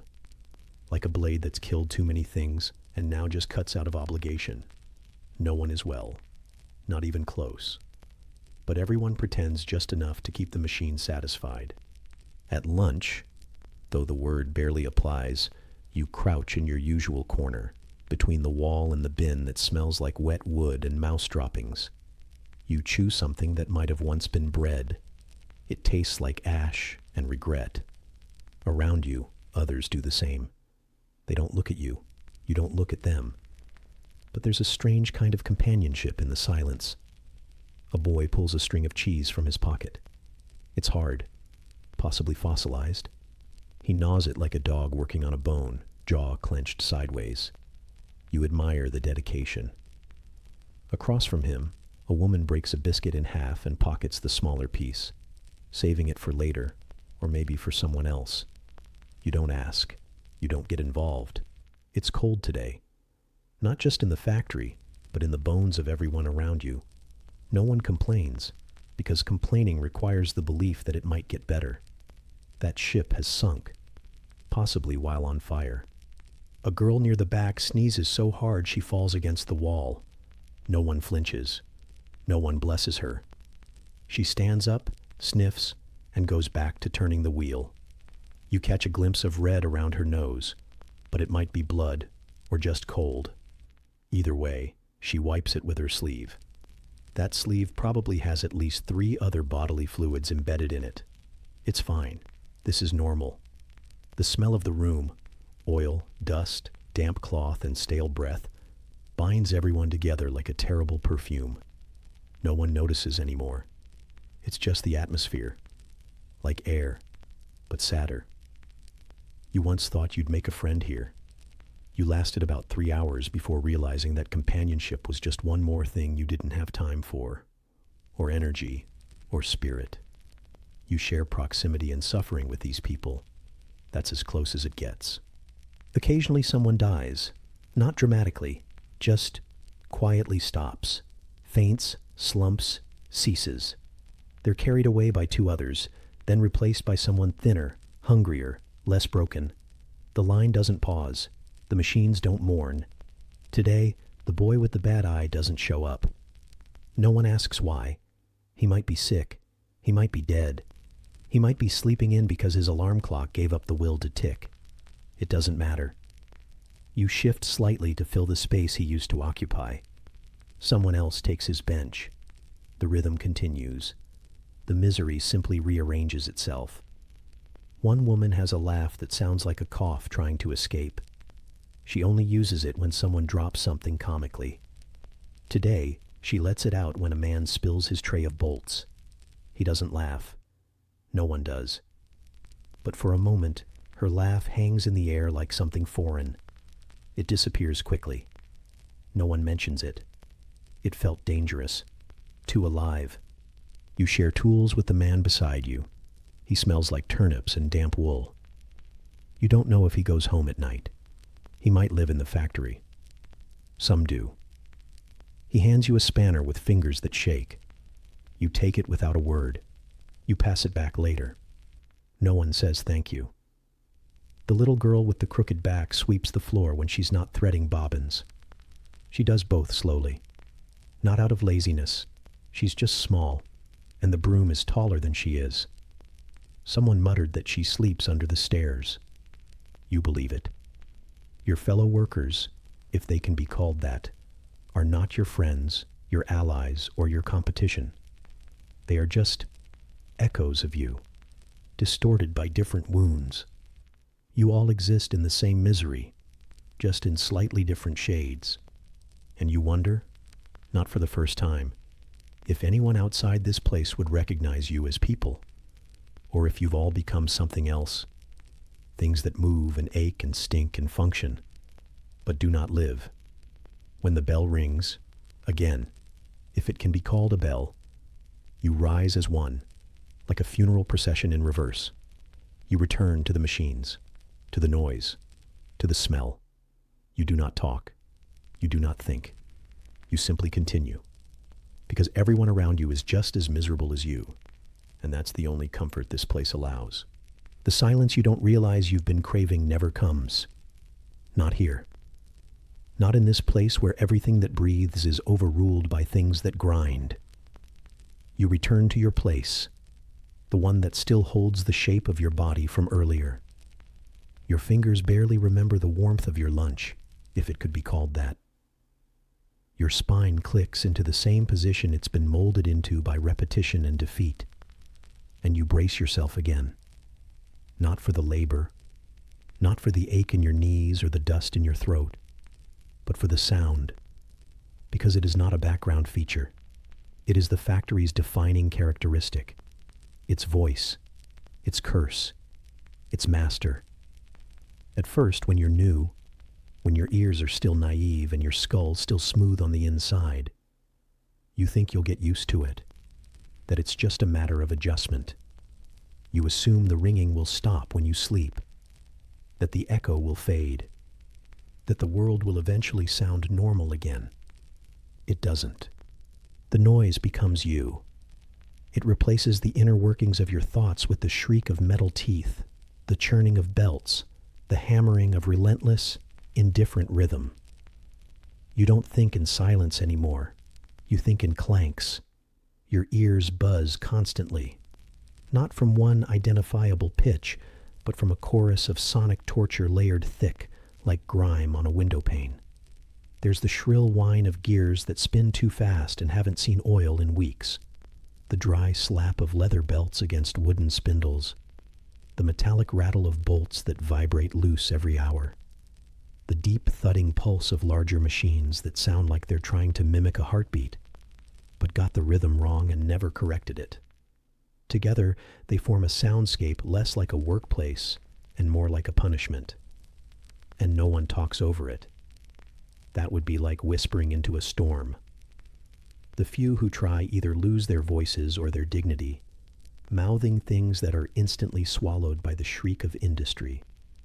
You gave up on words hours ago, maybe days, maybe longer. You don't know when you last heard someone's voice clearly. It might have been yours. Your jaw aches from clenching, not from pain. Just a side effect of trying to keep your molars from vibrating out of alignment. You've tried everything, biting the inside of your cheek, pressing your tongue to your teeth, even stuffing a bit of rag in your mouth when no one was looking. None of it works.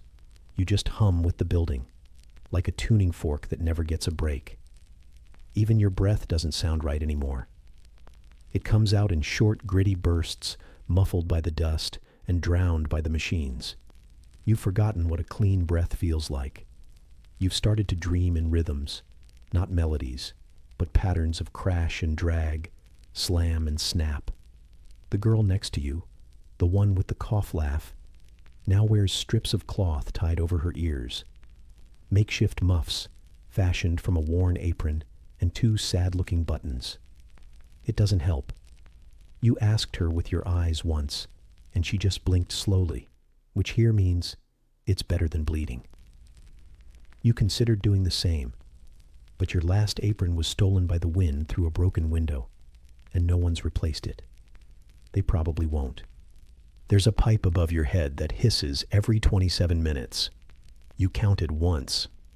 Not because you were curious, but because your mind had to cling to something that wasn't the noise. Now, your body tenses before it goes off, like an old dog flinching before a thrown boot. You hate it. You also rely on it to track time because there are no clocks you can hear here. Just that hiss, like steam, like rage, like the building's exhale. You feel the sound more than hear it now. In your fingertips, in your knees, in your skull. It travels through the floor, up your spine, across the base of your neck. It's in your bones. Sometimes when you lie down to sleep, if you're lucky enough to lie at all, you swear the mattress creaks in time with the machines. You're no longer sure if your body is remembering or if the noise has actually followed you home. The woman behind you mouths something when a wrench clatters to the ground. You don't know what. Her lips move, but the machines scream louder. You could ask her to repeat it. You don't. There's no point. In here, everything that matters must be shouted, and shouting costs breath. Breath is already in short supply. The building hums like a living thing, not a kind one. Something large and mechanical that consumes air and patience and possibly souls. You feel it through your feet, a low, endless rumble. The floorboards vibrate gently, not violently. That would be merciful. No, it's a slow, insistent tremor that convinces you your body is failing even when it's not. You've started seeing things, not hallucinations, just flashes, a shadow moving when no one's there, a shape in the dust that rearranges itself into something you recognize from dreams. Sometimes you swear you hear a voice, not a person's voice, the factory's, as if it's whispering just behind the noise, beneath it, telling you things, urging you to stay in rhythm, to keep working, to never stop. Your ears ring even when they don't. A ghost sound, a phantom echo. It settles into your head like a tenant who doesn't pay rent and keeps moving the furniture around. You start to forget what quiet means. The word still makes sense, in theory. But the concept? That's gone. Extinct. Like feeling clean. Or full. Once, a man passed out from heat. His body hit the ground hard. You only noticed because it changed the pitch of the room, just for a moment. The rhythm hiccuped. The symphony faltered. It was the most beautiful sound you'd ever not heard. You tried holding your breath to block it out. It didn't work. You pressed your hands to your ears. It made it worse. Now you just endure. like everyone else. You pretend you don't feel it creeping into your thoughts, rearranging your memories, inserting mechanical whirs where laughter used to be. You forget what your mother's voice sounded like. You can't remember your own. You hum sometimes, just to prove your vocal cords still work. But you can't hear the tune. You don't even know if it has a tune. It's probably just noise. Everything is. A boy once tried to plug his ears with wax. It melted. Or maybe it was never wax. Either way, he screamed until someone threw a bucket at him. It didn't help. He doesn't come anymore. His place was filled the next day. You wonder if you'll be filled when you're gone. Probably. The machines don't care about your decibels of misery. They only care about productivity. The gears turn whether you're smiling, weeping, or just vibrating gently with auditory despair. The older ones here, the veterans of this sonic hell, they've stopped reacting. Their bodies have adjusted, if you can call it that. They move without flinching, their faces blank, their eyes dull. You envy them.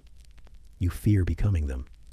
You wonder if that's your future, a body shaped like the chair, a brain that only hears clatter, a soul that vibrates at industrial frequency. The bell rings again. Or maybe it doesn't.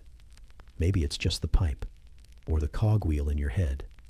Either way, you shift. You stretch fingers that feel like rusted joints. You blink grit from your eyes. You sigh, but no one hears it. Not even you. You think, if you could hear a bird again, or a laugh that didn't sound like it was dragged through gravel, you might cry. But that would be a waste of moisture. And tears have no place here. They just add to the humidity. The noise doesn't stop. It never does. It climbs inside you and builds a nest. You are no longer a person who hears the noise. You are a person made of it. And somewhere in the static, the scream, the scratch, you begin to forget what it was like to be anything else. It lingers in your throat before you even notice. A soft, invisible coating. The memory of 1,000 spinning threads. A storm of lint that never fully settles. You don't breathe the air so much as swallow it, grit and all. It's as though the factory has a flavor now. Bitter, stale, and oddly metallic. And it lives inside your chest whether you like it or not. You exhale slowly through your nose, but it doesn't help. The dust is already in there, clinging to the walls of your lungs like mold creeping up a damp cellar. The machines haven't even grown to life yet, but the air is already wrong, still and saturated. A grayish hush, thick with a dull ache that starts somewhere behind your eyes. You wipe at your nose, and the cloth comes back streaked with something that shouldn't be there. You pretend it's soot, because soot sounds almost romantic. This isn't. It's more like powdered fabric, and fatigue had a child, and it decided to live in your sinuses. Your breath feels shallow, not in the dramatic way poets describe sorrow, more in the please let there be oxygen in this sort of way. You're not gasping, not exactly, just disappointed. Each inhale is a gamble, and each exhale feels like betrayal. You're not sure when this started. Probably months ago. Maybe years. Maybe on day 2. And you just didn't notice because day 2 already felt like day 200. The dust isn't just in the air. It's on your clothes. It's in your hair.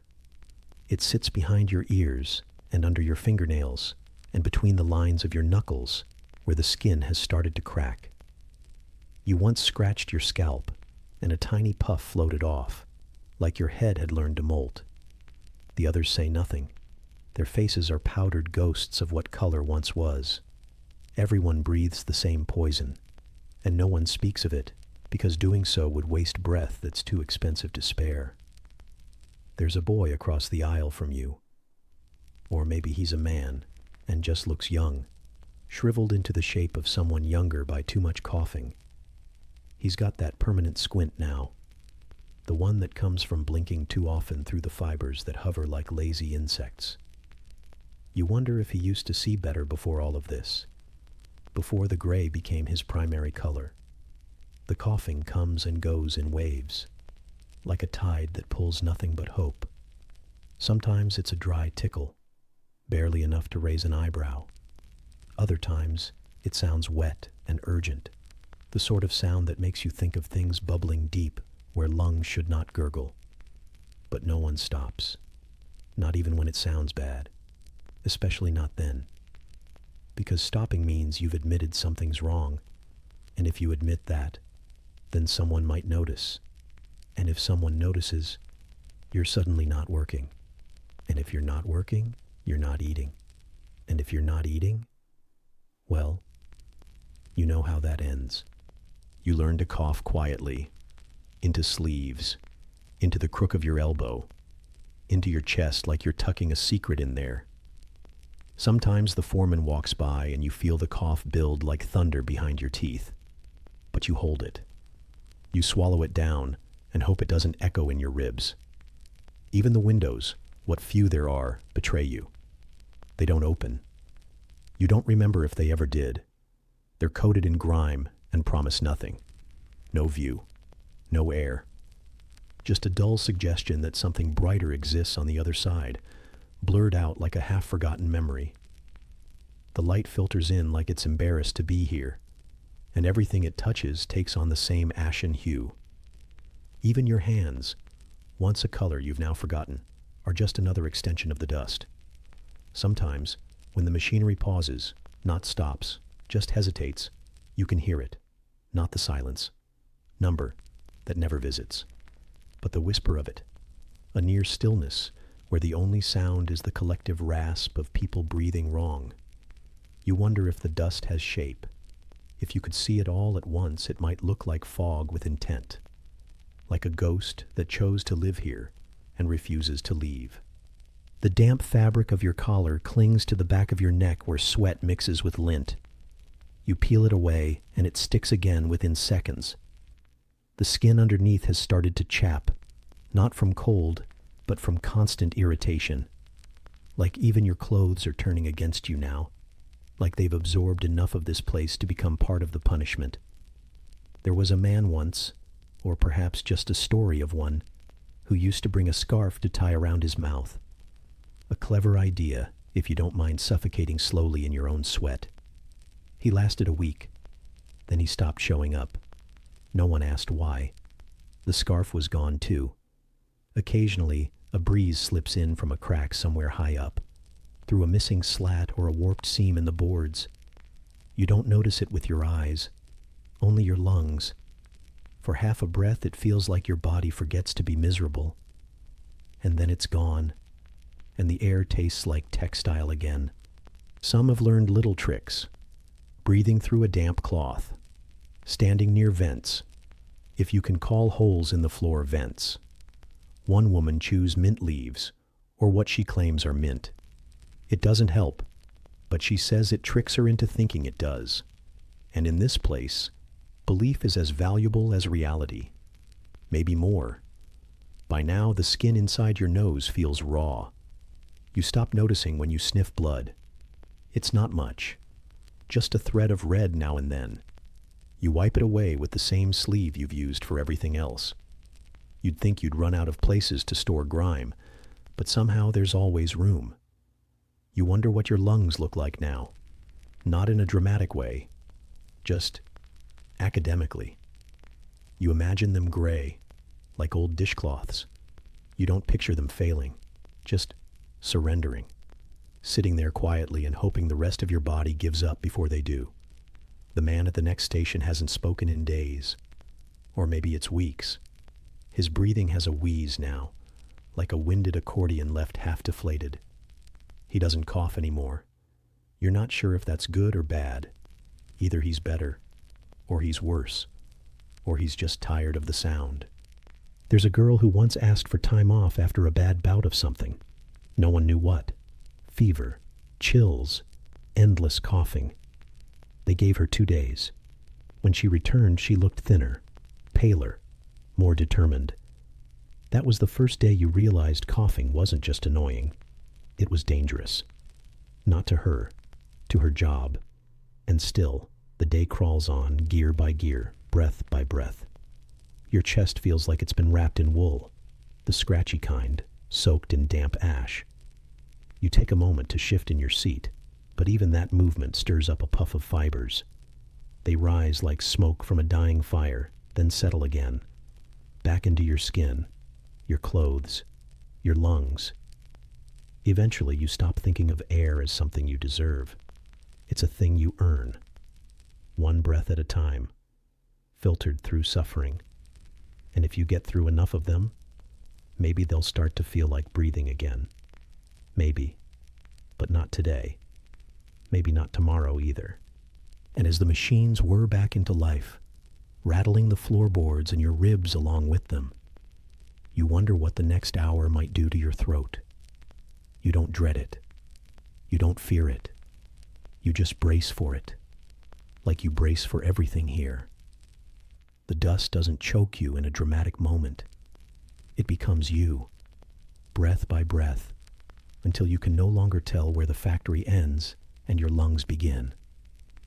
And as you blink the fibers from your lashes and lift your arms to resume whatever pointless motion defines your job, you hear the foreman's boots in the distance.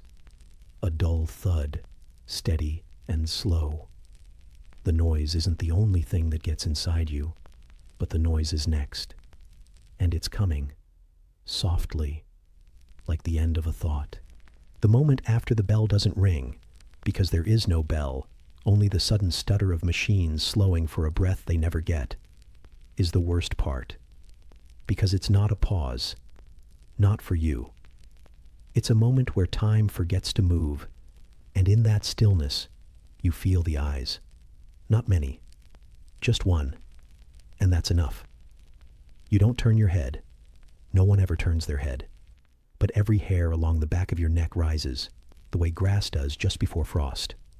That gaze slinks across the factory floor, weighted and slow, like molasses gone sour. You don't need to see it to know it's him. You've learned the rhythm of his walk, the way others might learn lullabies. A dragging right heel, the soft jingle of keys he never uses, and that unbearable tick, tick, tick of a pocket watch being clicked shut again and again, like the snapping of a coffin lid rehearsed. He doesn't speak. Not much. Not unless something needs correcting. And correcting rarely involves words. Instead, he walks. He hovers. He appears at your shoulder like a fog that smells of stale tea and disapproval. There's something almost ecclesiastical about him, as if he were not quite alive, but bound to this floor by penance or punishment. Maybe he was born in the factory, clawed out of some forgotten crawl space, and gifted a pocket watch by the machinery itself. That's how long he's been here. Longer than memory, longer than logic. You suspect he doesn't sleep. You suspect he just waits. You move faster when he's near. Everyone does. Even the ones too broken to keep up somehow find a jolt of unnatural energy, a second wind powered by dread. It's not fear of punishment exactly. It's worse than that. It's fear of being noticed. Because if you're noticed, you're known. And if you're known, you're watched. And nothing good happens to people who are watched. The ticking follows you. It doesn't keep time. It bends it, makes it longer, makes minutes stretch like old boots. You begin to measure your day not by the sun, which you haven't seen in weeks, or the shift whistle, which you've convinced yourself you imagined, but by the intervals between those clicks. How long since he passed your station? 3 clicks? 4? How many until he returns? Once you tried to look him in the eye. Once. And all you saw there was nothing. Not even the satisfaction of cruelty. Just a flat gray surface, like a pond that never ripples because even the fish have fled. You think about that sometimes. About where he goes at night. Does he leave the factory? Or does he dissolve into the shadows and reassemble near dawn, clicking that watch into place like it's part of his ribcage? He wears the same coat every day. Or maybe it's a different coat, but time has worn it identical. The cuffs are frayed where he toys with the watch chain, and the smell of oil has embedded itself into the wool, like a ghost that clings. When he walks past, you hold your breath, partly from instinct, partly because you can't bear the thought of inhaling him. And he never walks quickly. That's the worst part. He strolls, as if this isn't torment, as if this floor isn't a purgatory paved in soot and regret. The others know him too, even the children, especially the children. They quiet when he approaches, hands moving faster, eyes wide and fixed on their work as if trying to disappear inside it. No one talks about him aloud, but sometimes, when the machines are loud enough and the lint is thick enough to feel like snow, someone will whisper his nickname, never directly, always just beyond hearing. Some call him the Reaper. Some say he's Death's brother-in-law, not quite as final, but far more patient.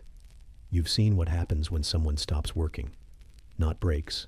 There are no breaks, but stops, just long enough to blink or shift or drop a bolt.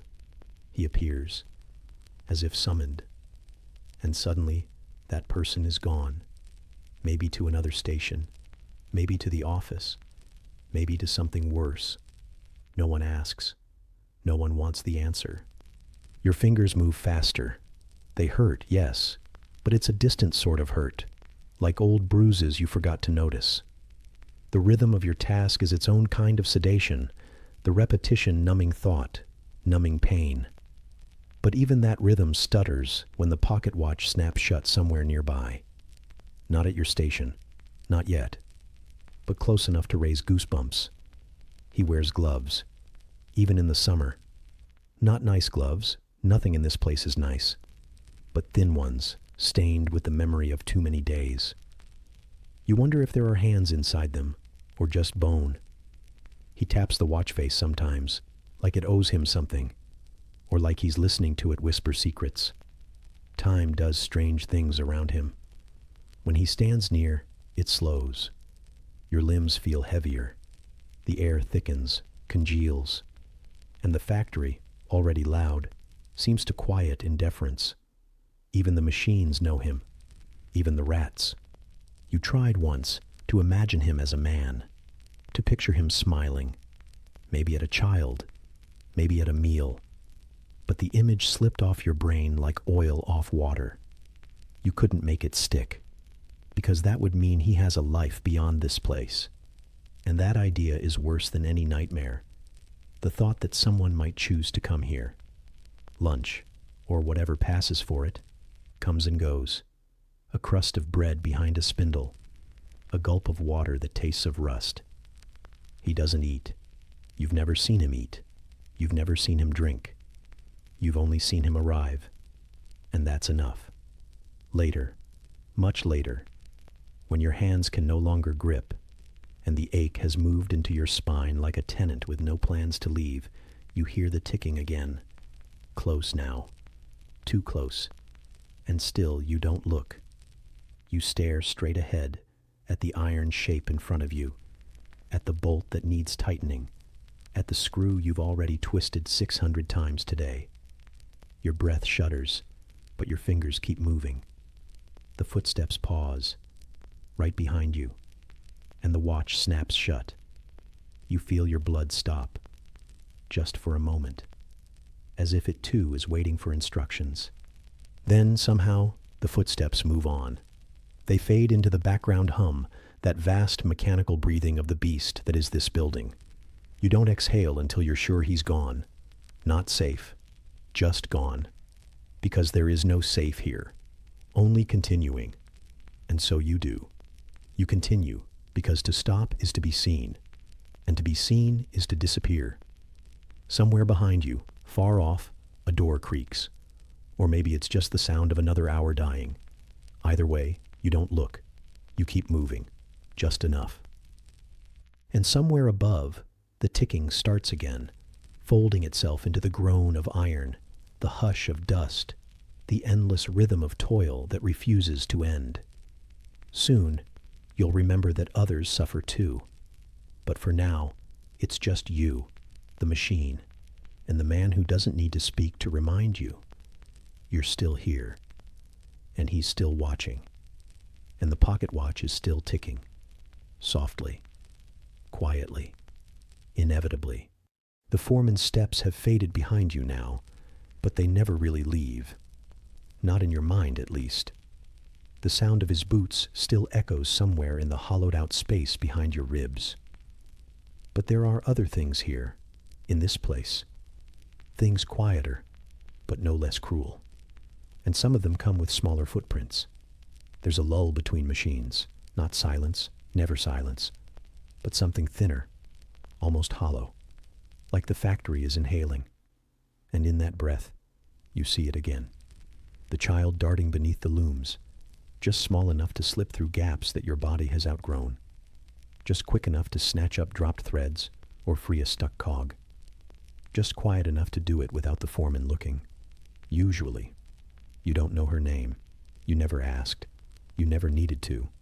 No one really asks names here. Names belong to people. Out there, maybe. But inside the factory, you are parts, functions, tasks with feet. If she were to vanish, and you've seen others do just that, the space she leaves would be filled before the shift's end, and probably by someone even smaller. She can't be more than 7. 8, if someone fed her once. She wears a dress that's more thread than fabric now, its hem blackened to the knees with soot, oil, and the general indecency of industrial air. Her shoes, if they can still be called that, are 2 mismatched ideas of footwear stitched around the general concept of feet. One flaps, the other limps. Somehow they keep her upright, and that's enough. Your own hands are raw, cracked where cloth has rubbed away skin, stained by grease that never washes out fully, no matter how much water you waste trying. But hers are a different sort of tired. Small, sure, but worked thin. The fingers bend wrong at the joints. One nail is missing. Another is too black to still be called part of her. You've watched her pull threads through needles the size of knitting pins. You've seen her pry loose a gear with something that looks suspiciously like a butter knife. You've seen her crawl under a moving belt with her arm wrapped in rags to stop the bleeding. And no one stopped her. No one ever does. Except the machine. Sometimes. There's a logic to it, of course. It's cheaper. The machines don't care who bleeds. They only care that someone is close enough to fix them when they jam. And the smaller the body, the closer it can get. That's the math of this place. Limbs divided by cost equals profit. Childhood subtracts nothing. Childhood is a luxury that gets left at the door with the morning fog. One boy, they say he's 9, though he could pass for 6 if you squint, has a cough that would make a chimney blush. He works near the boiler room, a little too close to the part where the heat kisses the pipe, but not quite enough to kill. Every breath he takes sounds like damp cloth being wrung out slowly. When he walks past you, which is rare, you instinctively hold your own breath. You don't want to catch whatever he has, but mostly you don't want to sound like him. He carries a tin whistle tucked into the waistband of his trousers. You've never heard him play it. You're not sure he remembers how, but it's there, always there, as if to prove, to himself, maybe, that there was once a reason to breathe deeply. Some of the older children, 12, 13, start to look like adults, at least from the back. Their eyes give it away, though. Adults in this place have dull eyes, beaten smooth by years of sameness and soot. But the children, their eyes are sharp, bright with panic. They haven't dulled yet. They still believe there's something to lose. They're still afraid. You aren't sure which is worse, the panic of those eyes or the eventual deadness that replaces them. There's a girl, not the first, not the last, who's been assigned to one of the frames now. She can barely see over it without standing on a box, and the box wobbles slightly with every beat of the machine. But she doesn't complain. No one complains. Complaining is for people with leverage. Children in the factory have none. They're currency. Replaceable, tradable, cheap. When her arm slips through the slats to realign a spindle, she does it with a practiced motion, one you've seen repeated by dozens of others. But her fingers are too small to grip it properly, and the spindle spins faster than her thinking can catch. You glance away before you see the end. You've seen too many endings, and they never really end. Just get swept into a bucket and poured down the drain like spilled soup. No one stops the machine. No one screams. The foreman walks by, glances for half a second, and keeps moving. She is replaced within the hour. By her brother, possibly. He's even smaller. You wish you felt shock. But the truth is, you don't feel much of anything anymore. Just a kind of tired that settles behind your eyes like fog on glass. The same tired you see in them. The children. The dozens of small bodies darting, weaving, crouching beneath machinery like rats in a warehouse, only with less dignity and fewer rights. Some of them hum to themselves, or whisper songs. Not loud enough to be heard, just loud enough to remind themselves that they still have a voice, and maybe a name. Maybe. You see one boy drawing shapes in the dust on the floor with the toe of his boot. Nothing elaborate. Just swirls, maybe a circle, maybe a sun. Maybe it's nothing. Just movement for the sake of movement. Something his hand can do without being punished. You almost step on it. You apologize silently, not to him, but to the shape. The boy doesn't even look up. Breaks aren't real. At best, they're brief moments when the machine is stuck, and someone, usually not you, has to fix it. During those seconds, some of the children crouch and pull from their pockets the smallest pieces of bread you've ever seen, bits stolen from someone's table or scraped from the underside of a shelf. Crumbs turned into lunch. They don't chew, they absorb, like the bread might disappear if noticed. You once offered half a turnip to a girl missing half a shoe. She didn't take it, just stared at you like you'd offered her a weapon and asked her to use it on herself. Later, you understood. If she'd taken it, it would have been seen. And if it had been seen, it would have been taken. By someone bigger. Or worse, by the foreman. Nothing is free here. Not even kindness. The youngest ones have a look you recognize. It's not confusion, exactly. It's something quieter. Something that resembles the moment when a child forgets what their mother's voice sounded like. Or what playing felt like. Or what it was like to cry and expect comfort. It's not fear. Fear is sharp. This is soft, dull, like old bread. They still play sometimes, in odd ways. Between machines, they'll flick pebbles or roll bits of thread into balls and pretend they're toys. You once saw 3 boys drawing faces on spools and pretending they were a family. One was the father, one the mother. The third, the spool with the chipped edge. That one was the child, the one most likely to break. Of course, you didn't laugh, but you didn't stop watching either. The truth slinks around the walls like a stain that won't scrub out.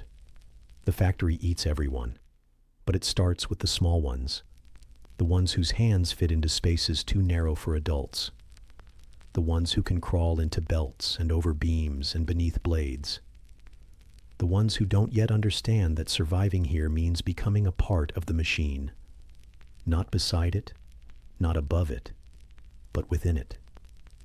And the machine doesn't love its parts. You often hear the tiny coughs first, little dry snaps of sound that echo oddly in the iron cavern of the mill. The older workers barely notice, but you do. It's the kind of sound you only notice if you still have enough breath left to pity it. It's not illness exactly, at least not the kind you can treat. It's what happens when your lungs grow up breathing lint and coal dust instead of wind and play. Some of the kids cough in their sleep. Some of them cough even when they don't. One boy just hums between his coughs, like if he makes it a tune, it won't count. They don't complain about splinters anymore, or about bruises, or cuts that refuse to close. A finger wrapped in a rag is practically a badge of honor. Proof you're still useful, still moving, still marketable. Some try to hide their wounds, not for pride, but because broken things are replaced, and not everyone wants to be replaced just yet. The foreman never hits them. He doesn't need to. A glance, a pause, a note on a slate. It's all the same. The little ones learn early that silence is survival. The more invisible you are, the less likely you are to be sent somewhere worse. Not better. There is no better. Just elsewhere. Elsewhere is just more wheels, more gears, more risk. Some of the older children begin to mirror the adults. Their backs bend a little too early. Their hands develop a muscle memory you'd expect from a carpenter or a butcher. But they're neither. They're 10, maybe, or 9, depending on the year, depending on whether anyone counted. At the end of the day, the smaller bodies slump more deeply. You can always tell which ones are too tired to walk home because they stop speaking. Not that many of them speak at all, but there's a specific stillness that settles in their shoulders, a sort of collapse that hasn't finished happening. You see it in the way they lean against brick walls, letting them hold their weight, or the way they shuffle without lifting their feet, as if the floor might be safer than air. There's a girl who always takes the same route out, her hands clasped behind her back as if pretending she's on a garden stroll. A boy who never walks beside anyone, always 3 steps behind. Another who still wears her mother's ribbon, though it's mostly thread now. You notice these things, not because they matter, but because they're the only things left that feel slightly human. The last bits of story before the soot swallows everything. You don't ask where they sleep. You already know. On floors, in corners, next to other bodies, sometimes family, sometimes not. The line between kin and co-worker is thinner than the string in a bobbin. Sometimes the children become background noise, like the hum of the machines, like the creak of the beams, like the wind that seeps through shattered windows and forgets to leave. They are everywhere, and they are overlooked, and they are essential, and they are forgotten, all at once, like breathing fog into a mirror and watching it vanish. You pass one on your way out. He's missing a shoe, but it doesn't slow him down. His stride is practiced, careful. He doesn't trip, doesn't pause, doesn't look back. He's already learning what the rest of you have spent years perfecting. How to endure, how to disappear while still existing, how to shrink into the rhythm of metal and steam. And tomorrow, he'll return. Maybe you will too. Maybe not. Either way, someone small will take your place if you don't. Because in the end, the factory doesn't care about your size, only your usefulness. And even that has an expiration date. The street outside smells faintly of fish and fog, but it's somehow cleaner than anything inside. You breathe it in like you deserve it. You don't, but you do it anyway. You lean against a chipped wall that remembers more sorrow than you do. And for a moment, just one, you try not to think about the children. But of course you do. You always do. And just as your shoulders sink, just as your feet begin to forget the weight of your day, a distant whistle blows. Not for you, but for someone else, starting their shift. Maybe someone small. The wind carries the sound like a warning disguised as a sigh, and it fades into the creak of another floorboard, into the cough behind a wall, into the slow, heavy rhythm of exhaustion that never truly stops. You don't even remember when the ache began. You just know it's there, buried so deep in your bones it feels older than you are, older than the floorboards, older than the dust in your teeth. There's a bend in your back that wasn't there yesterday, and your knees creak now, a soft protest every time you shift your weight. You're not even halfway through the shift. Time here is elastic in the worst way, not a gentle stretch, but a cruel tug that never snaps back. The foreman's footfalls are still echoing somewhere in the gloom, sharp and metronomic. That pocket watch of his, the one that gleams like a threat, hasn't signaled anything generous yet. No food, no pause, No moment to become human again. Just the same motion, over and over and over. Your hands move with mechanical despair, muscle memory doing what your brain is too numb to supervise. The repetition is its own kind of sleep, not restful, but vacant. You press a palm against your lower back for a moment, just to remember where it hurts. It's everywhere, really. The soles of your feet feel like they've been flattened with hammers. Your shoulders scream quietly beneath layers of grime and fabric too stiff to bend with you. You try to stretch, just a little, the kind of stretch you imagine aristocrats do after too much goose. But even that's a betrayal. The foreman once called it posture laziness. You think that's probably not a real diagnosis, but you've also never seen a doctor up close.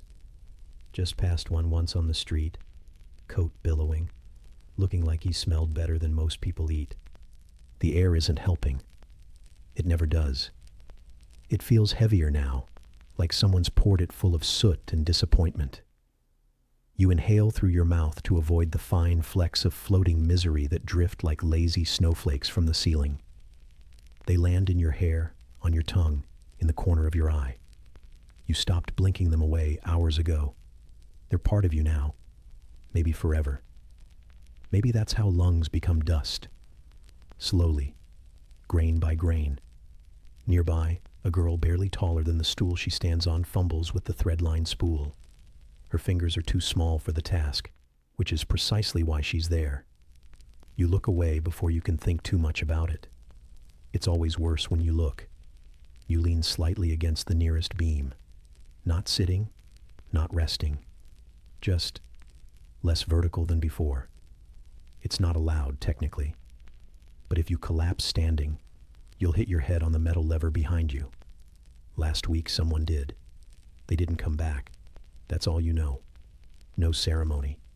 Just a shifting of tasks. A rebalancing of misery. The noise isn't helping either. It rarely does. The machines sound like they're arguing with each other, each gear shouting louder than the last, all of them ignoring reason or mercy.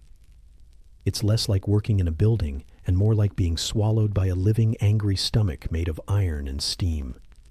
Every sound here cuts, and you've grown used to a kind of hearing loss that doesn't dull. It just blurs everything together. You're not sure what silence is anymore. You think you remember liking it. You can feel your pulse in your hands now, not in a poetic lifeblood kind of way. More like someone's drumming under your skin with tiny spoons. Every joint is stiff, swollen, or slightly wrong. The skin on your palms is cracked in places, raw in others, and held together mostly by callous and wishful thinking. You once heard of a salve, something with herbs, or lard, or bees. But that's for people with coins left over after bread. You are not that person. You are the person who keeps working, because stopping costs more than pain. The floor is a patchwork of oil and ash, and something that might be sweat or might be water. And you do not want to investigate. You slip once, just slightly, and your heart skips with it. Not from fear. Not quite. But from the sudden realization that if you fall here, no one will notice until the machine jams. And even then, they'll notice the jam before they notice you. There are others around you, dozens of them, moving like shadows in coordinated agony. No one speaks. Not because you're forbidden, although you probably are, but because there's nothing left to say. You've already exchanged your stories for silence and your names for numbers. Now you communicate in glances, shrugs, a shared wince when the belts screech too loud. There's a man with a limp 2 lines over, who always smells faintly of burnt sugar and defeat. You've never asked why. You never will. You try to think of something pleasant. Once, you might have had a favorite smell, or the memory of grass underfoot, or that moment when hot tea meets cold hands. But those thoughts have frayed. They no longer arrive in full, just impressions, like trying to remember a dream through fogged glass. Instead, your brain offers you a catalog of every ache, itch, and pressure point. It's generous that way. Around midday, which is a guess because no one has a real clock, your knees buckle briefly. Just a twitch. Enough for the woman beside you to grunt something that sounds like sympathy, though it may have been indigestion. You straighten before anyone else sees, because collapsing isn't a protest here. It's an inconvenience. And if you become inconvenient, you become replaceable. Or worse, someone else's lesson. Your stomach growls. It's loud enough that the machine near you almost loses the competition for attention. There won't be food for a while yet. Not that it matters. Food is more of a suggestion than a promise. It might be bread. It might be soup. It might be nothing at all. You swallow air instead, which has no calories but carries the flavor of charred misery and someone else's cough. A boy, not much older than your youngest sibling, scuttles past with a bucket. He looks like someone shrank an adult and removed all the optimism. His hands are black with soot. You don't know what's in the bucket, but you hope it isn't lunch. He trips slightly, and the liquid sloshes against the rim. He doesn't fall. He doesn't cry. He just keeps walking. Because that's what you do here. You keep walking. You shift your weight again and feel something pop in your hip. Not loudly, just enough to remind you that your body keeps score. Every motion is a mark. Every hour, another tally. You wonder what your total is. You hope there's a prize at the end, but you know there isn't. Somewhere far above, where the ceiling disappears into a haze of dust and soot and maybe ghost vapor, there's a small broken window. It doesn't open. It doesn't close. It simply exists to remind you that light used to be a concept. Through the murky pane, you catch a flicker of something. Perhaps sun, perhaps the memory of it. Either way, it doesn't reach you. The light bends before it lands, like it has better places to be. You wonder, as you often do in moments like these, whether the pain would be more bearable if you knew it mattered. If your hours here were building something noble. But they aren't. You aren't forging empires or crafting cathedrals. You're just turning one thing into another less useful thing, over and over, for someone else's pocket. If this factory has a soul, it's made of steam leaks and resignation. A sharp cramp stabs your side, the kind that comes from standing still too long and breathing too shallowly. You try to stretch, subtly, but stretching is luxury, and luxury is sin here. You settle for a crooked shuffle that maybe buys you 3 minutes of reduced discomfort. It's a bad bargain, but it's all that's on offer. The foreman passes again. He doesn't stop. He doesn't speak. But you feel his presence like a cold draft slipping down the back of your shirt. He carries a pocket watch and the weight of 100 quiet threats. You don't even hate him anymore. You just fear the echo of his footsteps. To your right, someone sneezes, twice. It's wet and painful sounding, like their lungs are trying to escape. No one says, "Bless you." That kind of thing went extinct 2 foremen ago. The sneezer wipes their nose with a sleeve and keeps working. You do the same, minus the sneeze. Germs are just another shift mate now. You blink and realize you haven't done so in too long. Your eyes feel like they've been sandpapered. There's a grit that lives behind your lids, the sort that no washcloth can reach. You'll forget to blink again soon, because that's what the machinery does. It trains your body to betray itself for efficiency. Lunch comes. Technically, it's not food so much as a pause in punishment. You are allotted a few minutes, measured not by time but by how slowly the foreman chews his own sandwich. You don't sit. There's nowhere to. And you don't speak. There's nothing left to say. You eat the bread you brought, which has the consistency of roof tile and the flavor of yesterday's air. You chew anyway, because hunger is a bully and pride is a myth. You dream briefly of collapsing, not in a dramatic swoon, but in a quiet, resigned heap, letting your knees forget their job, letting the floor catch you, just for a while. But then you remember the girl last week who did just that, and how she wasn't there the next morning. No one said where she went. They just filled her spot before the machines noticed. The second half of the day arrives without ceremony. No bell, no announcement. Just the quiet, collective breath of the workers as they return to their stations. Not relief, not dread, just a kind of groaning momentum, like doors rusted halfway open and forced to swing again. You stand because sitting is a fantasy. You lift because not lifting means notice. You continue because there is no alternative that doesn't end in questions, and questions here are dangerous. Your arms feel like they belong to someone else, someone older, someone unlucky. They move because they must, not because they want to. The muscles twitch strangely now, like they've grown bored with pain and are inventing new forms of complaint. Your fingers, which used to be nimble enough to tie knots or button shirts without thinking, now hesitate and tremble. You've dropped things. Everyone has. And once, a boy dropped something and tried to pick it up too fast. The belt caught his sleeve. They pulled him out, eventually. That station runs a little slower now. No one says why. The air has thickened. Not like soup. Soup has flavor. This is more like breathing through a wet wool stocking someone else already wore. The dust gets caught in your throat and lines the back of your teeth. You've given up coughing. It draws too much attention. Instead, you swallow often, like you're trying to teach your body to accept filth as nourishment. There's a sound the machines make in the late afternoon. It isn't louder, just crueler. A grating rhythm that grinds at your thoughts. It finds the weak spot in your brain and drills there, like it's searching for anything human that might still be hiding inside.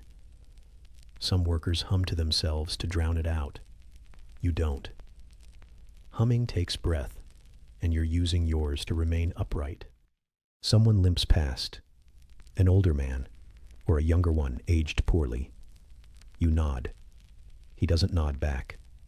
The social energy required to return a gesture was spent hours ago, but the nod still happens, not because you're friendly, but because misery craves acknowledgement. If no one sees your suffering, it sharpens. But if another pair of tired eyes meets yours for even a moment, the weight becomes just slightly more bearable. And so you endure. One moment stretched into the next, like thread spun too thin. The noise, the dust, the aching. They braid themselves together until you can't tell where one ends and the other begins. You no longer think in hours, but in rotations, in movements, in the subtle ways your body resists surrender. The foreman returns. He doesn't say a word. He never does. But he checks the clock, then checks you. His eyes flick across the line, stopping briefly at someone who's slowed down. The air changes. Everyone notices. Everyone adjusts. The line smooths again. The rhythm reasserts itself. And the machines hum their disapproval just a bit less sharply. You exhale, and the breath tastes like grease. And still, the day isn't done. You begin to count not the hours, because hours are too long and too cruel, but the sounds, the hiss of steam, the slap of leather belts, the occasional metallic scream of a gear that forgot its manners. These sounds, constant as your breath and twice as invasive, are your timepieces now. When the fifth belt slap echoes too slow, you know something's jammed. When the shriek happens twice in a row, someone's glove has slipped. You keep moving. You keep counting. Not because it helps, but because it gives shape to a formless pain. The muscles in your back clench into a kind of shrug and forget how to let go. You want to roll your shoulders, but the motion would cost too much. Energy is rationed like bread here, doled out only when absolutely necessary. So you stand crooked, let the ache root in your spine like a bitter weed, and you bear it. That's what everyone does, even the ones who limp, even the ones who cry. No one stops. Not really. They just adjust. Somewhere behind you, someone sits down. That is, they collapse into a sit that looks like it wasn't part of the plan. You don't look. If the foreman sees you watching, you might be accused of distraction. And if he sees them sitting, they may not stand again. Not because they've died, but because he'll make sure they wish they had. You've learned that suffering is most tolerable when it goes unnoticed. Visibility is dangerous. Visibility invites punishment. Your stomach growls, but not out of hunger, out of confusion. It doesn't understand why it hasn't been filled. You try to remember what you ate that morning. Was it bread? Or just the idea of bread, made chewy with imagination and yesterday's crumbs? It hardly matters. Food is a memory here, not a reality. Something you dream about while staring at the back of someone's filthy neck, watching sweat roll down like tired punctuation marks. Even thirst feels different now. Less urgent. More like a quiet background song you've learned to ignore. The heat of the machines steals your moisture and returns nothing but steam and fatigue. You lick your cracked lips out of habit, not hope. The light has changed again, not brighter or darker, just more orange, like the factory itself is rusting into evening. The haze inside the building makes it hard to tell. Time has no clean edges here, only smudges. You could swear it's been 10 hours, or maybe 6, or a year. You blink slowly, and the world doesn't move. Not really. You hear a child laugh. It's not joy. More a squeak of absurdity, a small person cracking under pressure and letting out the only sound left that isn't a sob. It echoes awkwardly, bouncing between iron and flesh and resignation. No one tells them to hush. No one needs to. The machines do it for them. And still, the day isn't done. The shift doesn't end. It simply forgets to go on, like a sentence that trails off instead of finishing. One moment, you're repeating the same motion you've done for what feels like eternity, turning, pressing, sliding. And the next, there's a lull. Not silence, no. The factory never gives you silence, just less. The noise loses its urgency. The belts slow. Someone somewhere coughs in the sudden anticlimax, and the sound feels oddly personal, like a confession in church. You don't stop moving, though. No one does. Not at first. The memory of rhythm clings to your arms. Your fingers twitch through the motions as if trying to wring out the last drops of usefulness. You're not sure when the shift truly ends, only that it does. And it always feels like failure. You lean against the wall, and the stone is damp. You don't know if it's from the factory's sweat or your own. Either way, it presses cold through your shirt like a reprimand. You close your eyes. Just for a moment. Just to stop seeing. But the room is etched into your lids. The flickering lamps, the oily smears, the haunted, hunched shapes of people who stopped believing in relief. When you open them again, the others are already drifting toward the exit, shoulders heavy, boots dragging like they're arguing with the floor. No one speaks. You all carry the same silence, worn like a coat that no longer warms. Outside, the air is a kind of miracle. It's not fresh exactly. It's still soaked with coal dust and damp fog, but it isn't vibrating with noise. It doesn't hum with threat, and that makes it feel, somehow, clean. You breathe it in, and your lungs twitch, unused to the absence of fiber and soot. The first few breaths hurt. The next few make you cough. But after that, it's bearable. Almost. Your legs are stiff, not sore, beyond sore. It's a numbness with jagged edges, like frostbite that decided to hum instead of scream. You walk because you have to, not because you remember how. 1 foot forward, then the next. Each step a quiet negotiation with gravity. You think about stopping, not here, not now, but stopping, in the larger, more dramatic sense. The I can't keep doing this kind of stopping. But the thought floats for a second, then crumples under its own weight. Because you can't stop. Rent doesn't care. Bread doesn't listen. And well, you don't get to make those choices. So you keep walking, toward home, toward more silence, toward a night that offers no real rest, only pause. The walk home feels longer than it did this morning. The cobblestones tilt beneath your feet, as if the street itself is tired and ready to give up pretending it's solid. You pass the same corners, the same bent railings, the same drain that always coughs when it rains.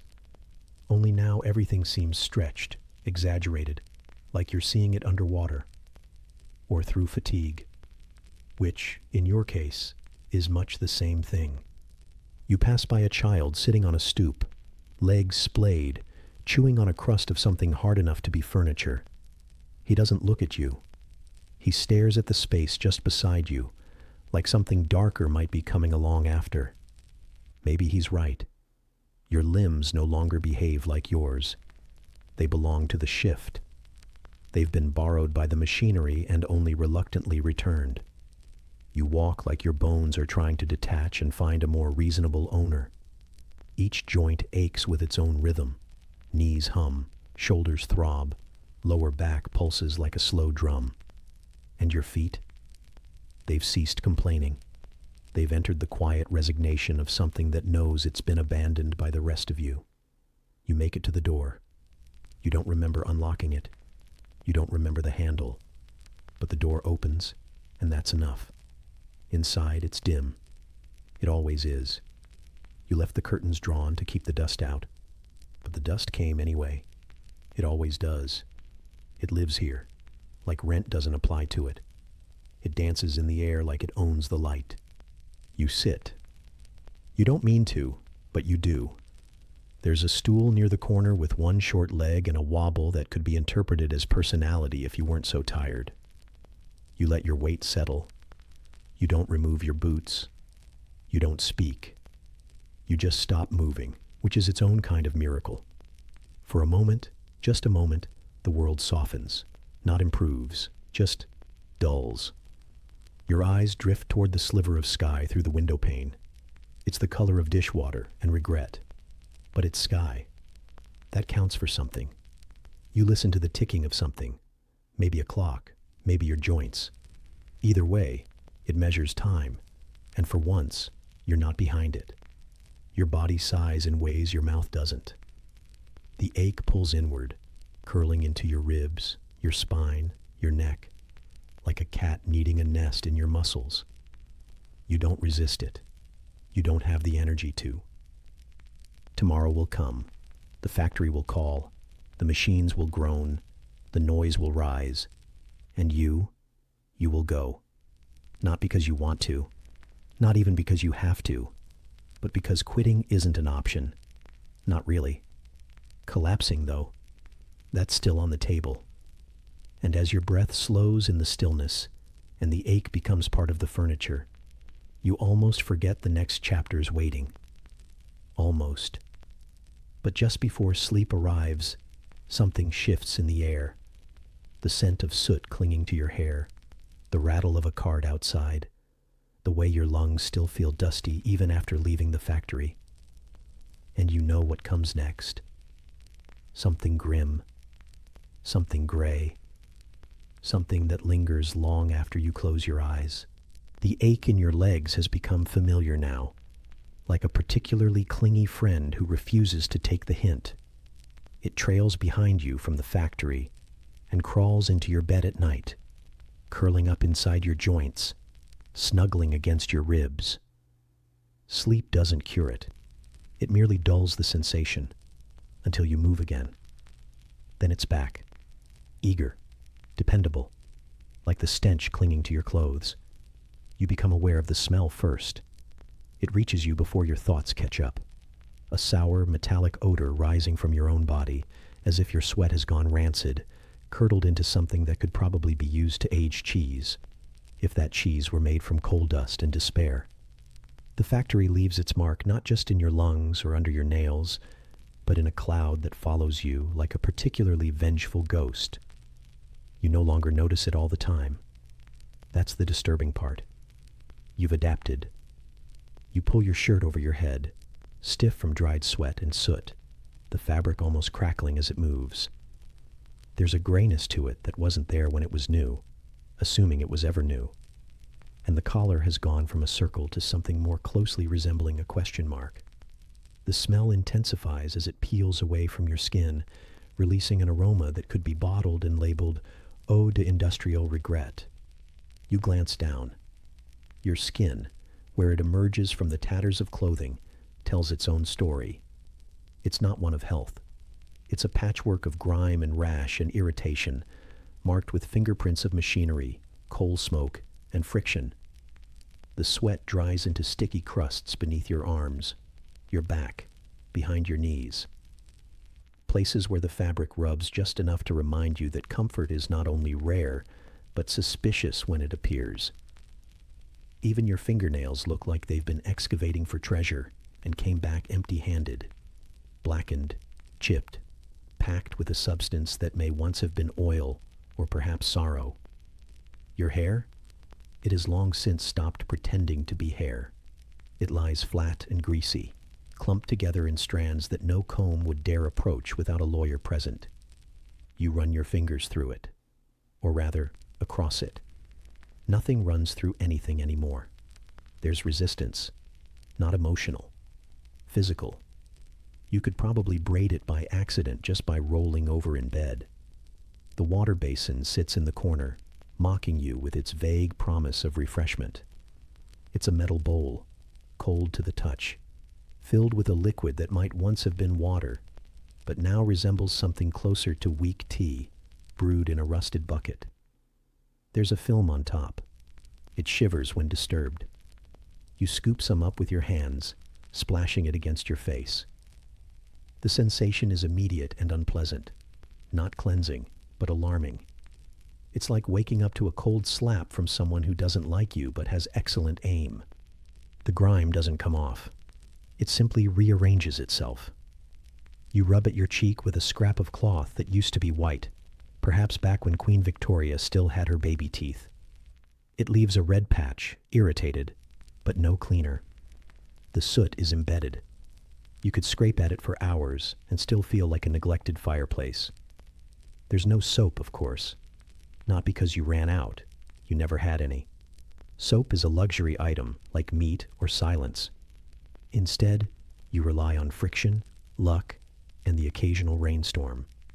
The closest thing to a bath you've had this month was getting caught beneath the dripping eaves of the workshop's roof during last Thursday's brief downpour. And even then, you suspect the rain was half ash. Your undergarments are best not considered. They've become sentient in some small way. Not enough to crawl away on their own, but enough that you feel vaguely guilty putting them back on. They retain heat like a cast iron pan and smell like boiled onions that lost a fight. The elastic is a lie. The fabric has developed personality quirks. And yet, they are the only pair you own. So they return to your body like a punishment you inflicted on yourself. Your feet, always the final insult, carry their own quiet horror. You remove your boots slowly, bracing yourself against the wall, groaning as the leather peels away from skin. Your socks, if you can still call them that, come off in damp layers, revealing toes that look like they've been dipped in ink and forgotten in a damp cellar. The nails are warped. The skin beneath is cracked, flaky, tender in all the wrong places. You touch them and regret the decision immediately. There's a bucket for washing your feet, though the water inside it hasn't been changed since the Crimean War. You lower your foot incautiously, hoping the chill will revive something in you. It doesn't. It numbs the skin, but wakes the ache in your bones. And there's no point doing the other foot. Symmetry is a luxury. You settle for cleanish. And then there's your teeth. You try not to think about them. Thinking leads to probing. Probing leads to pain. You rub a rag against them once or twice, as if that could undo the meals of ash and hard bread and whatever flavorless substance passed for stew last Tuesday. Your breath could curdle wallpaper. You exhale away from yourself. It doesn't help. No one comments on any of this, because no one can. Everyone smells the same. Everyone itches, Everyone's scalp is flaking. Everyone's sleeves are stained. Everyone's breath could strip paint. You all exist in a shared agreement of mutual filth, a collective understanding that cleanliness is not a virtue. It's a myth passed down by people who can afford to not touch coal all day. You scratch at your neck, and the flakes drift down like industrial dandruff. The scabs are healing slower these days. Your skin's resilience is fading. It's tired, like the rest of you. There's a sore spot on your inner elbow that you've decided not to investigate. If it wants to kill you, it should get in line. The rags you once used for wiping your hands are now used to wrap your hands. You tie one around a blister and pretend it's medicine. You stuff another under your cap to catch the sweat, though it only adds to the musty fermentation building near your scalp.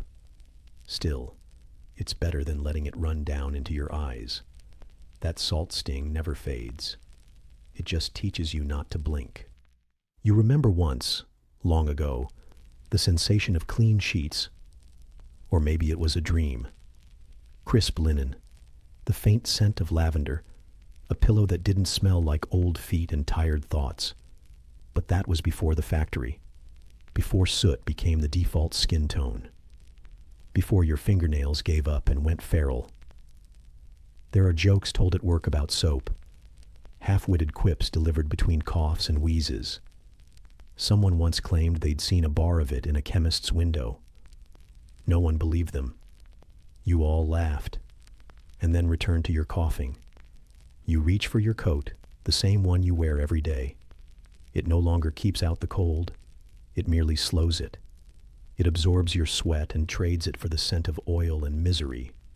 You slide your arms into it anyway. The sleeves are sticky near the wrists. You tell yourself that's normal.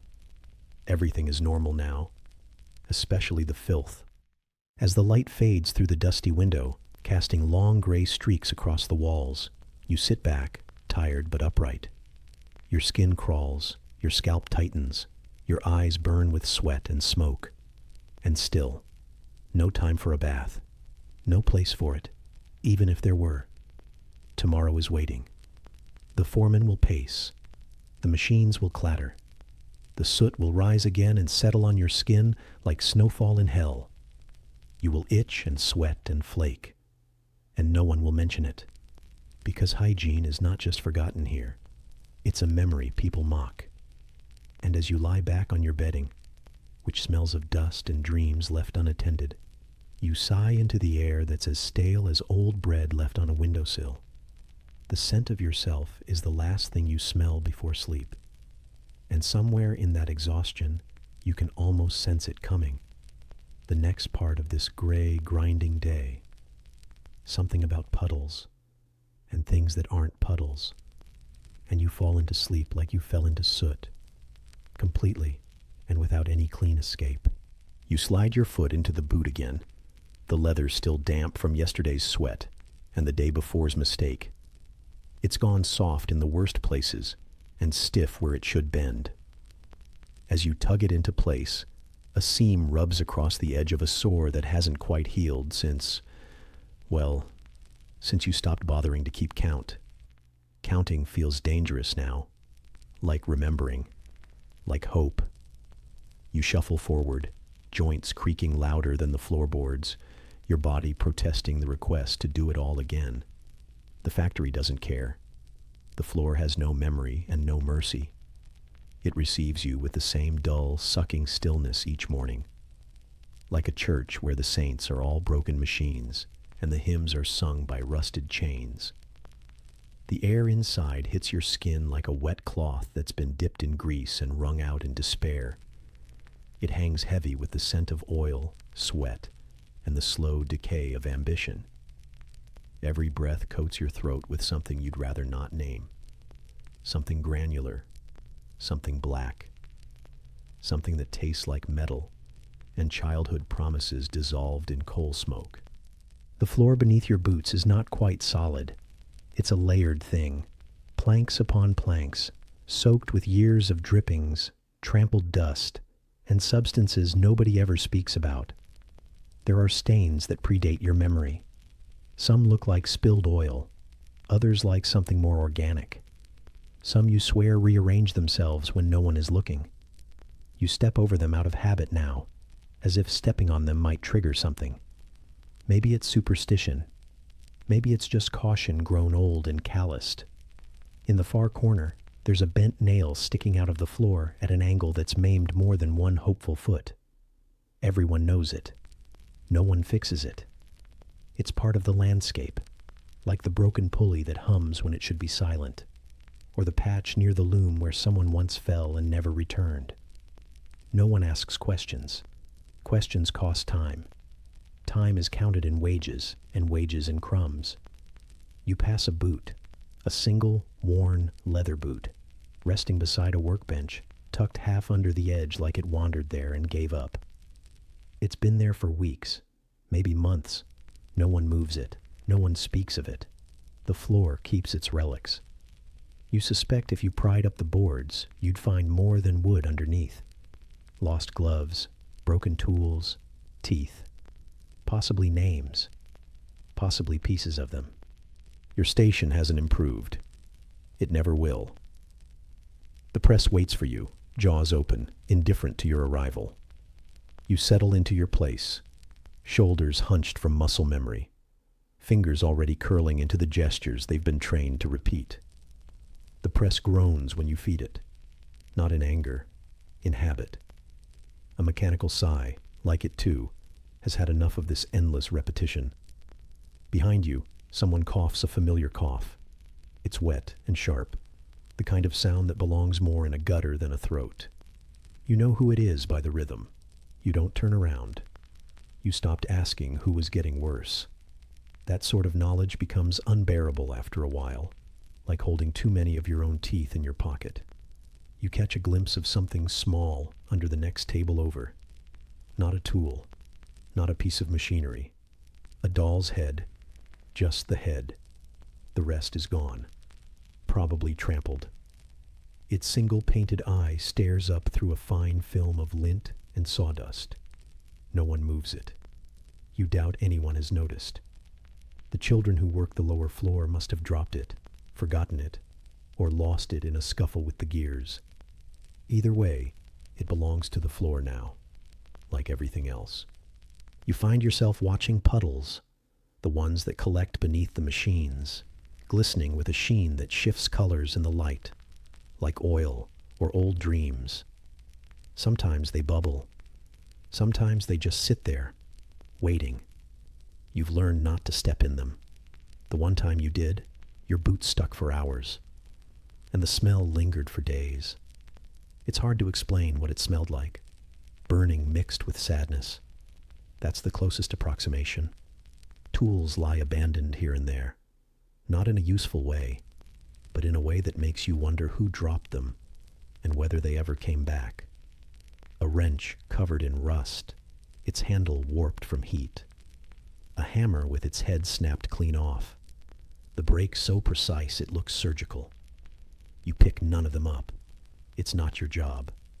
And you've learned that touching things without knowing their history is a gamble best avoided. The floor whispers things, not in words, but in creaks and groans and the occasional clatter that comes from nowhere. You've caught yourself responding more than once, looking over your shoulder, expecting someone to be there. There never is, just the machines, and the faint, ever-present vibration that you feel in your teeth, more than your ears. Your hands tremble more now, not from fear, from overuse. The muscles twitch when they shouldn't. They pause when you need them most. You grip the edges of your station tighter. That usually helps, for a while, until the numbness sets in and your fingers forget what they're supposed to do. You've bandaged the same knuckle 3 times this week. You stopped using clean cloth 2 accidents ago. Lunch comes and goes without fanfare, if you could call it lunch. A crust, a smear of something that used to be butter, a piece of carrot that tastes like coal. You eat it standing, or sitting if you're lucky, balancing your meal on a surface slick with grease and prayer. You don't bother cleaning your hands first. What would be the point? You overhear something near the back wall. A name, maybe. A sigh. Then nothing. Just the sound of the belts turning, the gears clicking into one another like clock hands made of teeth. You don't ask. No one ever asks. There's a stain on the wall by the old lathe, one that looks almost floral, like a bloom pressed into the plaster. You've stared at it often enough to give it a name. Margaret, maybe. It helps, somehow, to imagine it meant something, that it marked a person, a moment, not just a mishap, because the floor doesn't mark time with clocks. It marks it with remnants. The dent in the wall where someone fell, the black smudge no one scrubs, the loose board that clicks when stepped on, but only if you're limping. And everyone limps. Your shift drags on. The sun outside plays no role here. Light filters in through grime-streaked windows like an afterthought. You track time by the ache in your back and the dryness in your throat, and by the bell, eventually, when it decides to ring. Sometimes it's late. Sometimes it forgets. You don't trust it anymore. As the day grinds toward whatever it considers an end, you look down at your hands. They're covered in dust and cuts, skin pulled tight in some places, flaking off in others. You flex your fingers slowly. The joints crack. One won't straighten properly. You ignore it. You sweep your foot across the floor once more, brushing aside debris that feels familiar. Fibers, threads, perhaps even hair. You don't check. You don't want to know. And as the last machine sighs to a stop, you exhale with it. Not relief. That would require energy. Just imitation. The air tastes like iron and resignation. Your boots scrape against the same patch of floor they always do as you turn away from your post. Behind you, the puddles ripple slightly. A tool slips from someone's grasp and clatters to the ground. No one bends to pick it up. It will still be there tomorrow, like the stains, like the boot, like the doll's eye that never blinks. The floor keeps everything. And as you step outside into the fog, lungs wheezing at the audacity of fresh air, you feel it in your bones, the knowledge that tomorrow you'll walk that same path again. But for now, your feet carry you home, slowly, as if they're carrying more than just your weight. And they are. They're carrying all the things the factory floor never let you bury. The dust still sits in your throat, though you've long since stopped noticing it in real time. What lingers now isn't the texture or the taste. It's the permanence of it. You breathe in misery as if it were air, and you exhale a little bit of yourself with every wheeze. The factory floor hasn't grown any kinder since morning. It's only rearranged its particular brand of cruelty. Somewhere behind your eyes, a dull pressure mounts. Not pain exactly, just the slow compression of spirit. The kind that happens when time moves like syrup made from rust and regret. You shift your weight from one foot to the other, though both hurt in equal measure. Somewhere between the ache in your ankles and the way your knees tremble slightly when you lock them, you've lost track of how long you've been standing. Not that it matters. Time is not told in minutes or hours here. It's counted in the sag of your spine, in how often your stomach reminds you it's empty, in how many times you blink grit from your eyes and wonder if the sky outside still exists. The clock on the far wall, soot-smeared and cruel, might as well be a painting. It doesn't move so much as taunt you. A single tick sounds like a hammer dropped in a crypt, and you're almost certain it's broken. You've stared at it long enough to imagine the hours flaking off it like old paint. You know it hasn't lied. This place simply exists in its own version of eternity. A sort of stretched purgatory where seconds are greedy and refuse to pass unless bribed by enough discomfort. You try not to glance at the clock again, but you do. Of course you do. It's the one indulgence you have left, counting the distance between now and not here, between this ache and the one that waits for you at home. You've memorized each minute's position on the face, like they're the features of a loved one you no longer speak to. Minute 12 is when your shoulder begins to throb. Minute 19 is when your toes start to curl in protest. Minute 26 is when you consider, briefly, if collapsing would feel like flying. Around you, others endure the same slow unraveling. You don't speak to them. No one does. Not really. You share the same air and grime and hopelessness, but not words. Just glances. The occasional grunt of effort or sharp breath when something goes wrong. Even suffering, it seems, can become routine. One man scratches at a rash blooming under his collar. Another flexes his fingers too late. His knuckles no longer bend properly. A girl 2 stations down blinks too slowly, as if sleep were tiptoeing in despite the shriek of the machines. You envy her.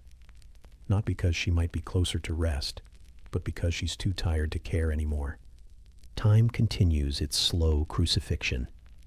You try to imagine an hourglass, but it would take too long for the sand to fall, and you'd probably be forced to turn it over anyway. Instead, your mind settles on something more accurate. The slow drip of a leaking ceiling, each droplet echoing in your skull like the tick of a second that refuses to end. You adjust your weight again. Your back makes a sound like old rope under strain. The soles of your boots, what's left of them, press unevenly against the wooden planks, which aren't even trying to hide the fact that they're splintering beneath you.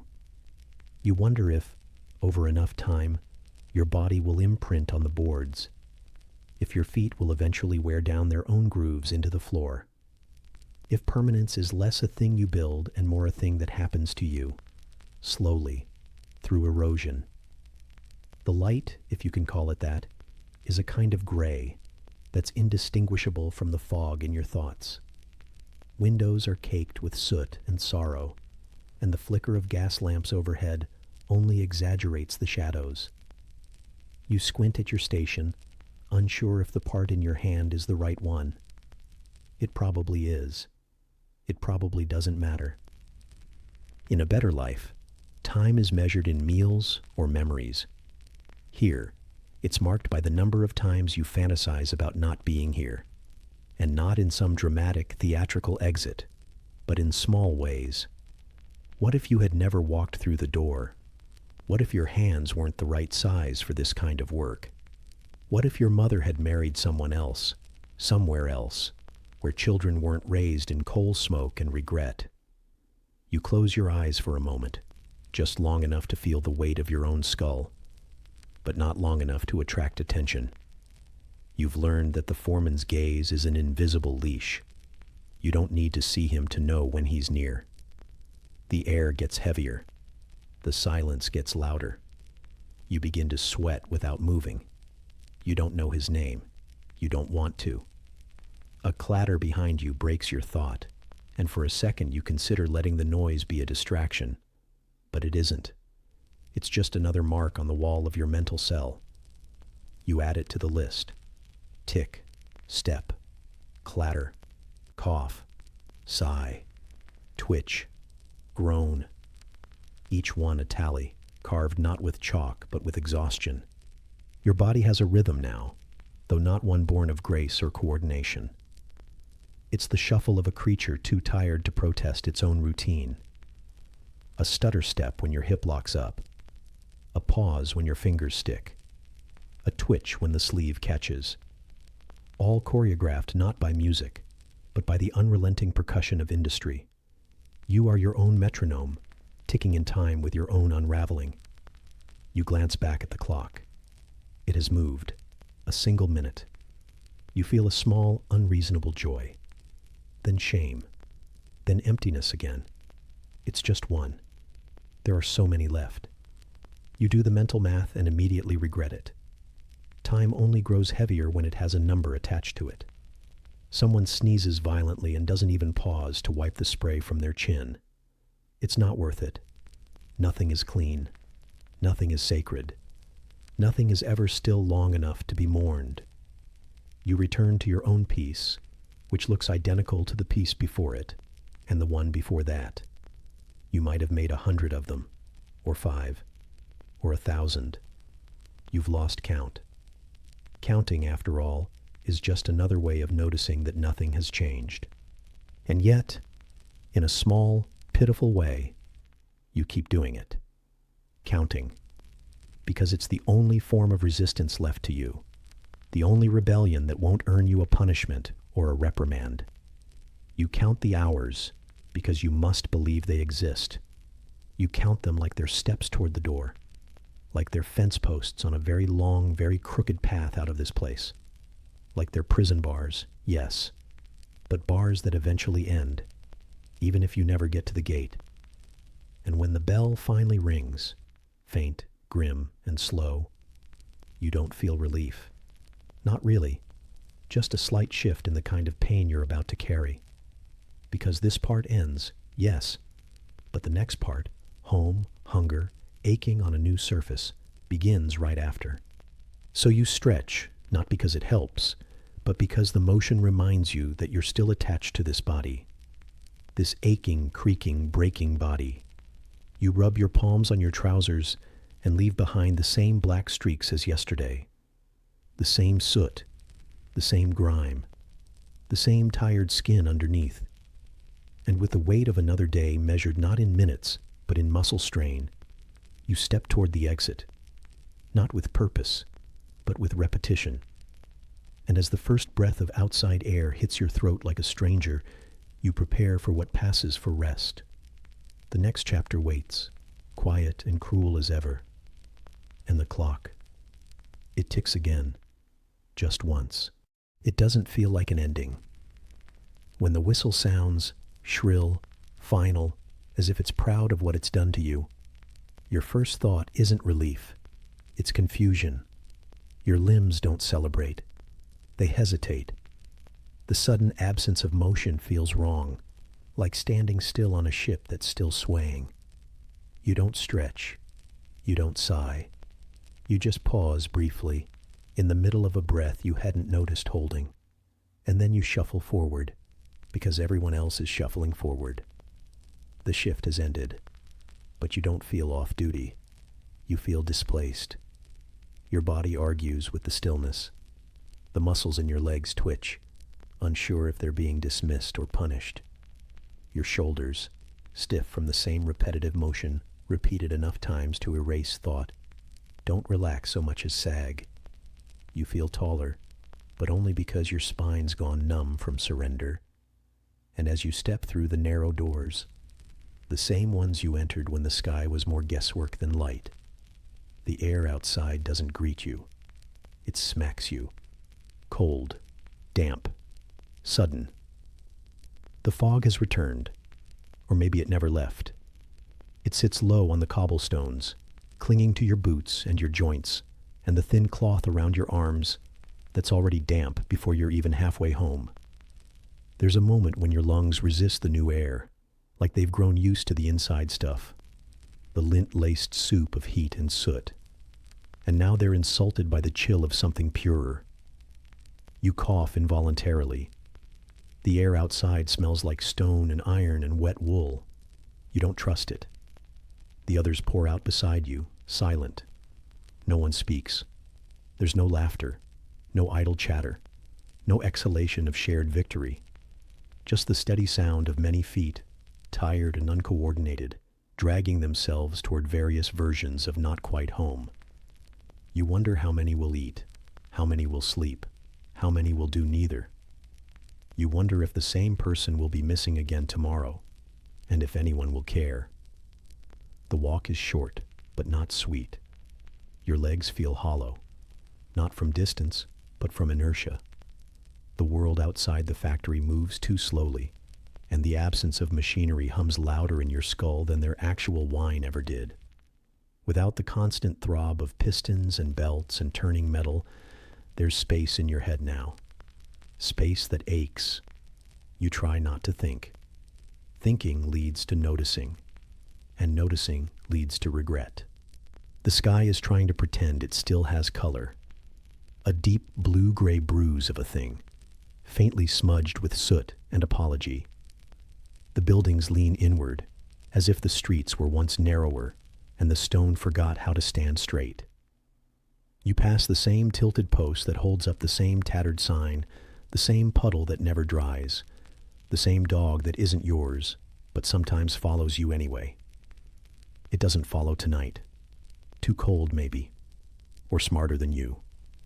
You step through the threshold of your room, not a home, just a box with walls, and nothing inside has changed, except you. The mattress still has the same dent. The air still smells like stale bread and old shoes. The single coal you left behind in the hearth is now a faint memory in ash form, like the ghost of warmth haunting its own funeral. You don't bother relighting it. You'd need kindling and energy. You have neither. Removing your boots feels like peeling off someone else's pain. Your feet are damp, always damp, not wet, not dry, just persistently moist in that way that breeds blisters and complaints. You sit, but it's not rest. It's just horizontal obligation. Your back hums with a deep, slow ache, not sharp, not loud, but ever present, like a thought you can't quite finish. You lean forward and let your elbows rest on your knees, staring at nothing. Even your eyes are tired. There's food. Technically, something beige and soft, sitting in a bowl that still carries last week's scratches. You eat it because it's there, because your hands know the motion, because your jaw remembers how. There's no flavor, just temperature and texture. It doesn't comfort. It simply occupies. You swallow out of habit. It's not dinner. It's a delay. Outside, someone sneezes violently. Another person coughs. A child wails. Then it quiets again, like the world exhaled and decided not to bother with anything else. You sit in that silence, waiting for your bones to remember how to stop vibrating. They don't. They just hum quietly, as if still working. You think about what you did today, and then you think about what you'll do tomorrow. And the only difference is that one hasn't happened yet. That's it. You haven't changed. The hours haven't shifted. The air hasn't cleared. The ache hasn't healed. It's all just paused, on loop, with the illusion of movement. Your hands are filthy, not from one thing, but from many. Soot, grease, ink, oil, something sticky that you don't remember encountering but can't seem to scrub off. You wash them in the basin. The water is cold. Not biting, just judgmental. The kind of cold that doesn't forgive. You dry them on a cloth that doesn't absorb, because it's been damp since last Tuesday and likely has no intention of changing. You accept it. You lie down fully clothed, not because you're lazy, but because undressing would require a purpose.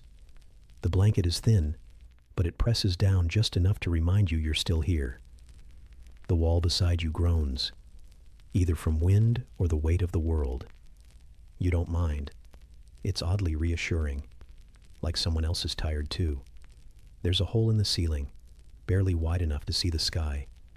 It offers nothing but darkness now, but sometimes, when the clouds are less selfish, a star will peer through, not to guide, just to observe. You stare at the hole, not for answers, just because it's there, and you wonder how long you've been watching it. Minutes, hours, a lifetime. You blink and realize you've lost track of the moment. That's how it gets you, the factory. It doesn't hurt all at once. It erodes, slowly, predictably, precisely. And when the noise comes again tomorrow, to pull you from this half-sleep and drag you back to the machines, it won't feel like a beginning. It will feel like a continuation, because you weren't resting, you were buffering. And the world outside isn't waiting, it's advancing, one worn-out bootstep at a time. The walls hold your breath a little longer than they should. The blanket cradles the sweat you've earned. And as the last cough from the flat below fades into the floorboards, your eyes drift toward stillness. Not peace, not sleep. Just a pause. And then quietly, the thought returns. Distant, reluctant, inevitable. There's still dinner to get through. There is no real moment that separates rest from dinner. because you never truly stopped moving. Not in body, perhaps, but certainly not in mind. Lying still is merely another chore, one with its own stiffness, its own dull obligations. And when your stomach finally remembers that it's hollow, not in the charming way of a skipped lunch, but in the deeper, gnawing kind of hollowness that stretches across your entire torso like a damp bedsheet, you find yourself upright again without much thought. Not out of will, just habit, just forward. The fire, if it can be called that, is a reluctant ember nestled among crumbling ash, more memory than flame. You lean in, coaxing it gently with a breath that smells faintly of old grease and factory dust. Your face is already warm, but not from the fire, from the layers of stale heat trapped between your skin and your shirt. The effort to strike it back into something usable isn't urgent. Nothing is urgent. Everything is slow now, like trying to stir soup with a spoon made of sleep. You drag the pot into place. It's not clean. But then, neither are your hands, or the spoon, or the floor, or the world. You pour in water that's been sitting in the same tin jug since morning, the surface scummed lightly with something you don't bother identifying. You add a handful of dried root vegetables, soft now from dampness, not soaking, and a crust of bread torn into rough chunks that resemble crumbling bricks more than anything edible. It simmers without enthusiasm, producing the faintest odor of food. Not enticing, just confirming. The bowl you reach for is cold to the touch. It always is. It clings to your fingers as if offended. There's no towel nearby, so you wipe it once on your sleeve, then again on the hem of your shirt, neither of which improve things. It doesn't matter. The heat of the stew, a generous word, will do the rest. Or not. You pour the contents slowly, and it settles like resignation. There's a quiet to the room now. Not peace, just absence. The kind of stillness that only arrives when everything else has given up. Your limbs are heavy, your breath is shallow, and when you bring the first bite to your mouth, it feels less like eating and more like confirming that you still exist. It's not about flavor. There is none. It's not about satisfaction. That's a luxury. It's about giving your jaw something to do so your thoughts don't wander where they're not invited. Somewhere down the hall, a floorboard creaks. A footstep. Maybe two. You picture the neighbor, the one who always smells like vinegar and doesn't blink often enough. Maybe they're eating too. Maybe they're not. You've never asked. You wouldn't expect an answer. The stew cools too quickly, growing thick in the bowl like regret. You stir it absently, trying to keep it from congealing into something that can't be explained. Each bite is slower than the last, not from fullness. You won't be full, just fatigue. The spoon feels heavier now, or your wrist does. You stop noticing the difference. There's a piece of onion in this one, a sliver, translucent and limp, curled like a quotation mark.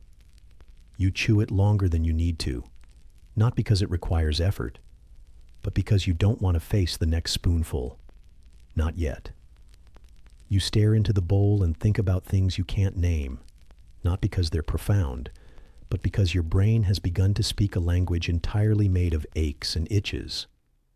The bread doesn't soften in the broth. It floats stubbornly, like a brick that refuses to drown. You bite into it and wince. The roof of your mouth will feel that tomorrow, assuming it heals. The crust catches behind your teeth. You do not curse it. You simply chew. The room is dim now.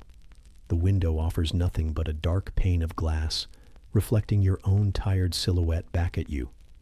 Slouched, flickering, pale around the edges.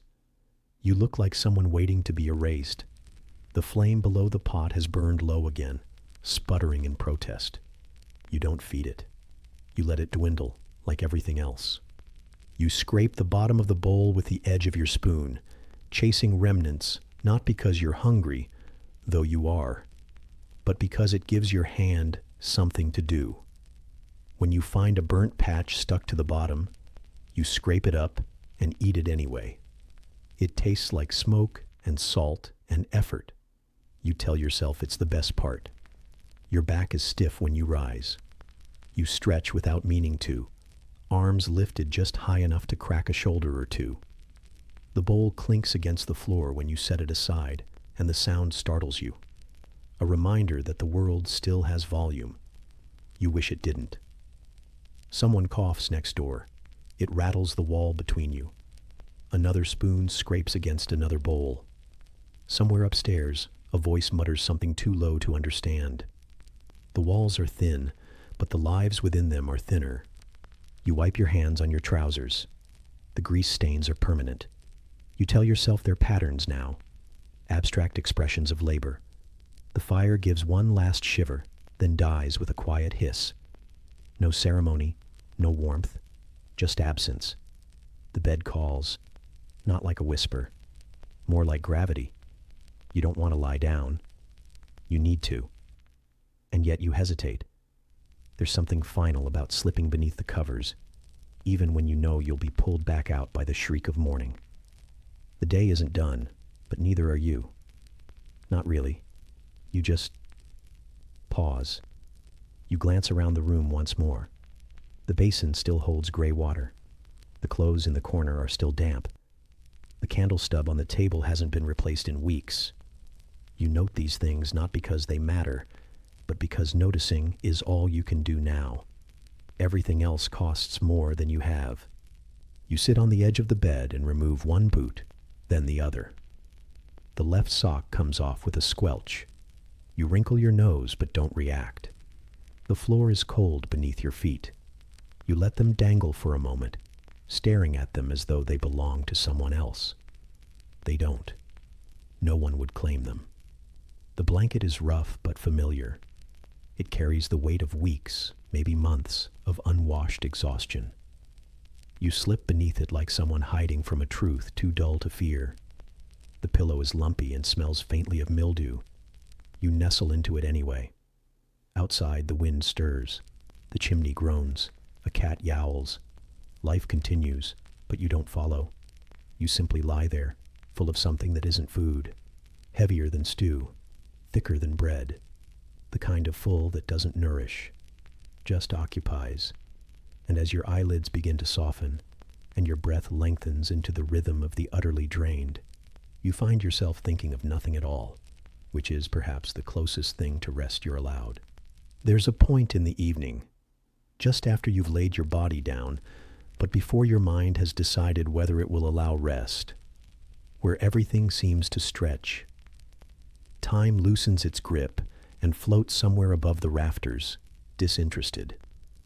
Your body doesn't ache more or less than it did 10 minutes ago, but the shape of the pain shifts, becomes background music, like the distant hum of gears you still hear even though the factory has long gone quiet. You lie there, still clothed in the scent of soot and fatigue, and try not to think. Thinking takes effort, and you've spent every scrap of effort already. You're nothing now but weight. The bed is a plank more or less. It creaks, complains, sags in the middle like a failed promise. The straw inside the ticking has long since flattened into clumps, matted and spiky in just the wrong places, like a hedgehog that resents you.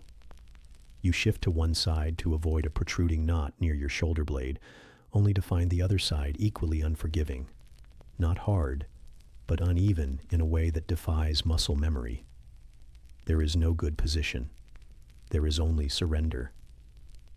The blanket, a single coarse layer, worn thin from years of silent wars with the cold, smells of lanolin, mildew, and smoke.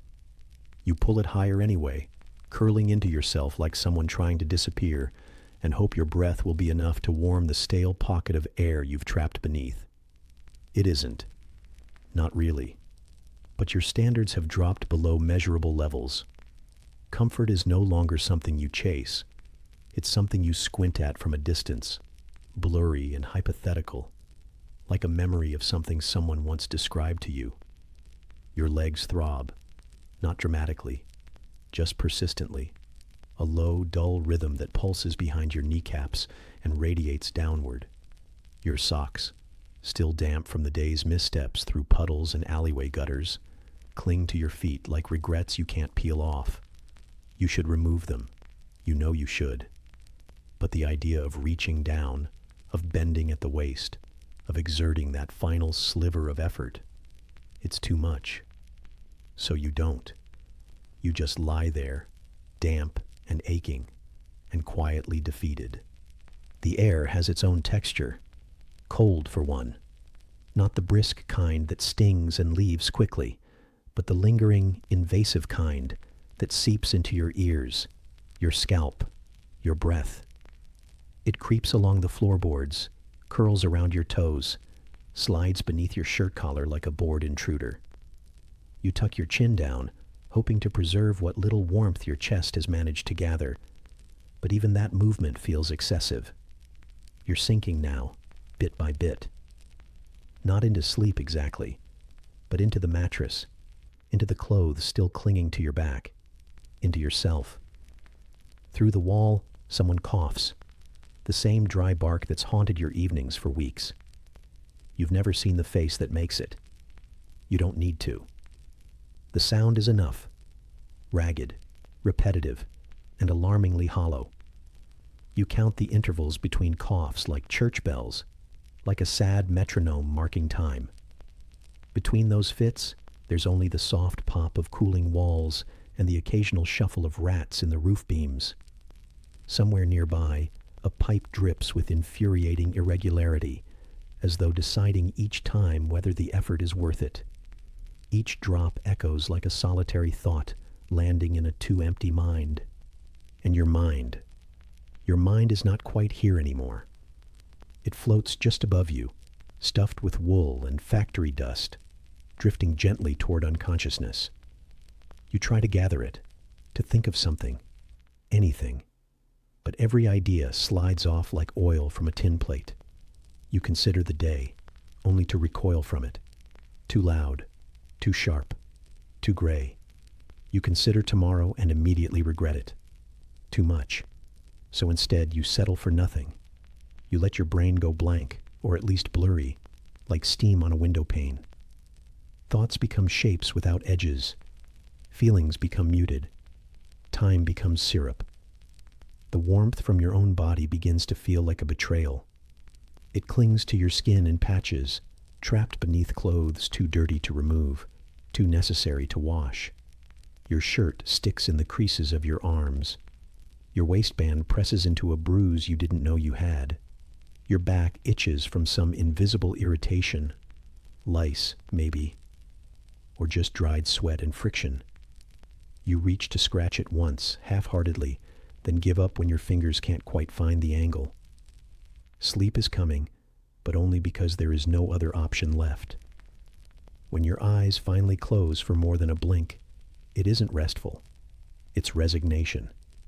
Your jaw slackens, your breath grows shallow, and the sounds around you, the cough, the drip, the occasional scuttle of something with too many legs, all fade into a kind of white noise. It isn't peaceful. It's just less terrible. Your body forgets it's a body. Your brain forgets it's thinking. And you forget yourself entirely. Dreams don't visit you here, not proper ones. Just flickers, fragments of overheard words, imagined food, doorways you've never walked through. Sometimes you fall in your sleep, not from height, but from exhaustion, jolting awake without moving. Sometimes you hear your name called by no one. Sometimes you feel warmth and then remember it was only a memory. But mostly, you sink, down and down and down, like a stone dropped into a bucket, not with grace, but with gravity. A dull thunk, a splash that leaves a ring but makes no sound. You sleep because there is nothing else to do, not because it heals you. It doesn't. It dulls you, like a tool left in the rain. Rust gathers in the places you once called sharp. You become smooth in all the wrong ways, not elegant, but eroded. You don't rest. You simply pause. And in the morning, when the world shrieks its way back into your ears, when the light slices through the curtainless window and lands directly on your face like a slap. You'll rise again, not because you want to, but because gravity works in reverse too. But that's not now. Now is the part between. The part where breath slows and heart thumps like tired machinery, and the mattress feels just solid enough to hold your shape. You are not warm. You are not clean. You are not rested. But you are asleep. And for now, that's enough. Even if, somewhere in the shadows of your dreams, the whistle is already winding up again.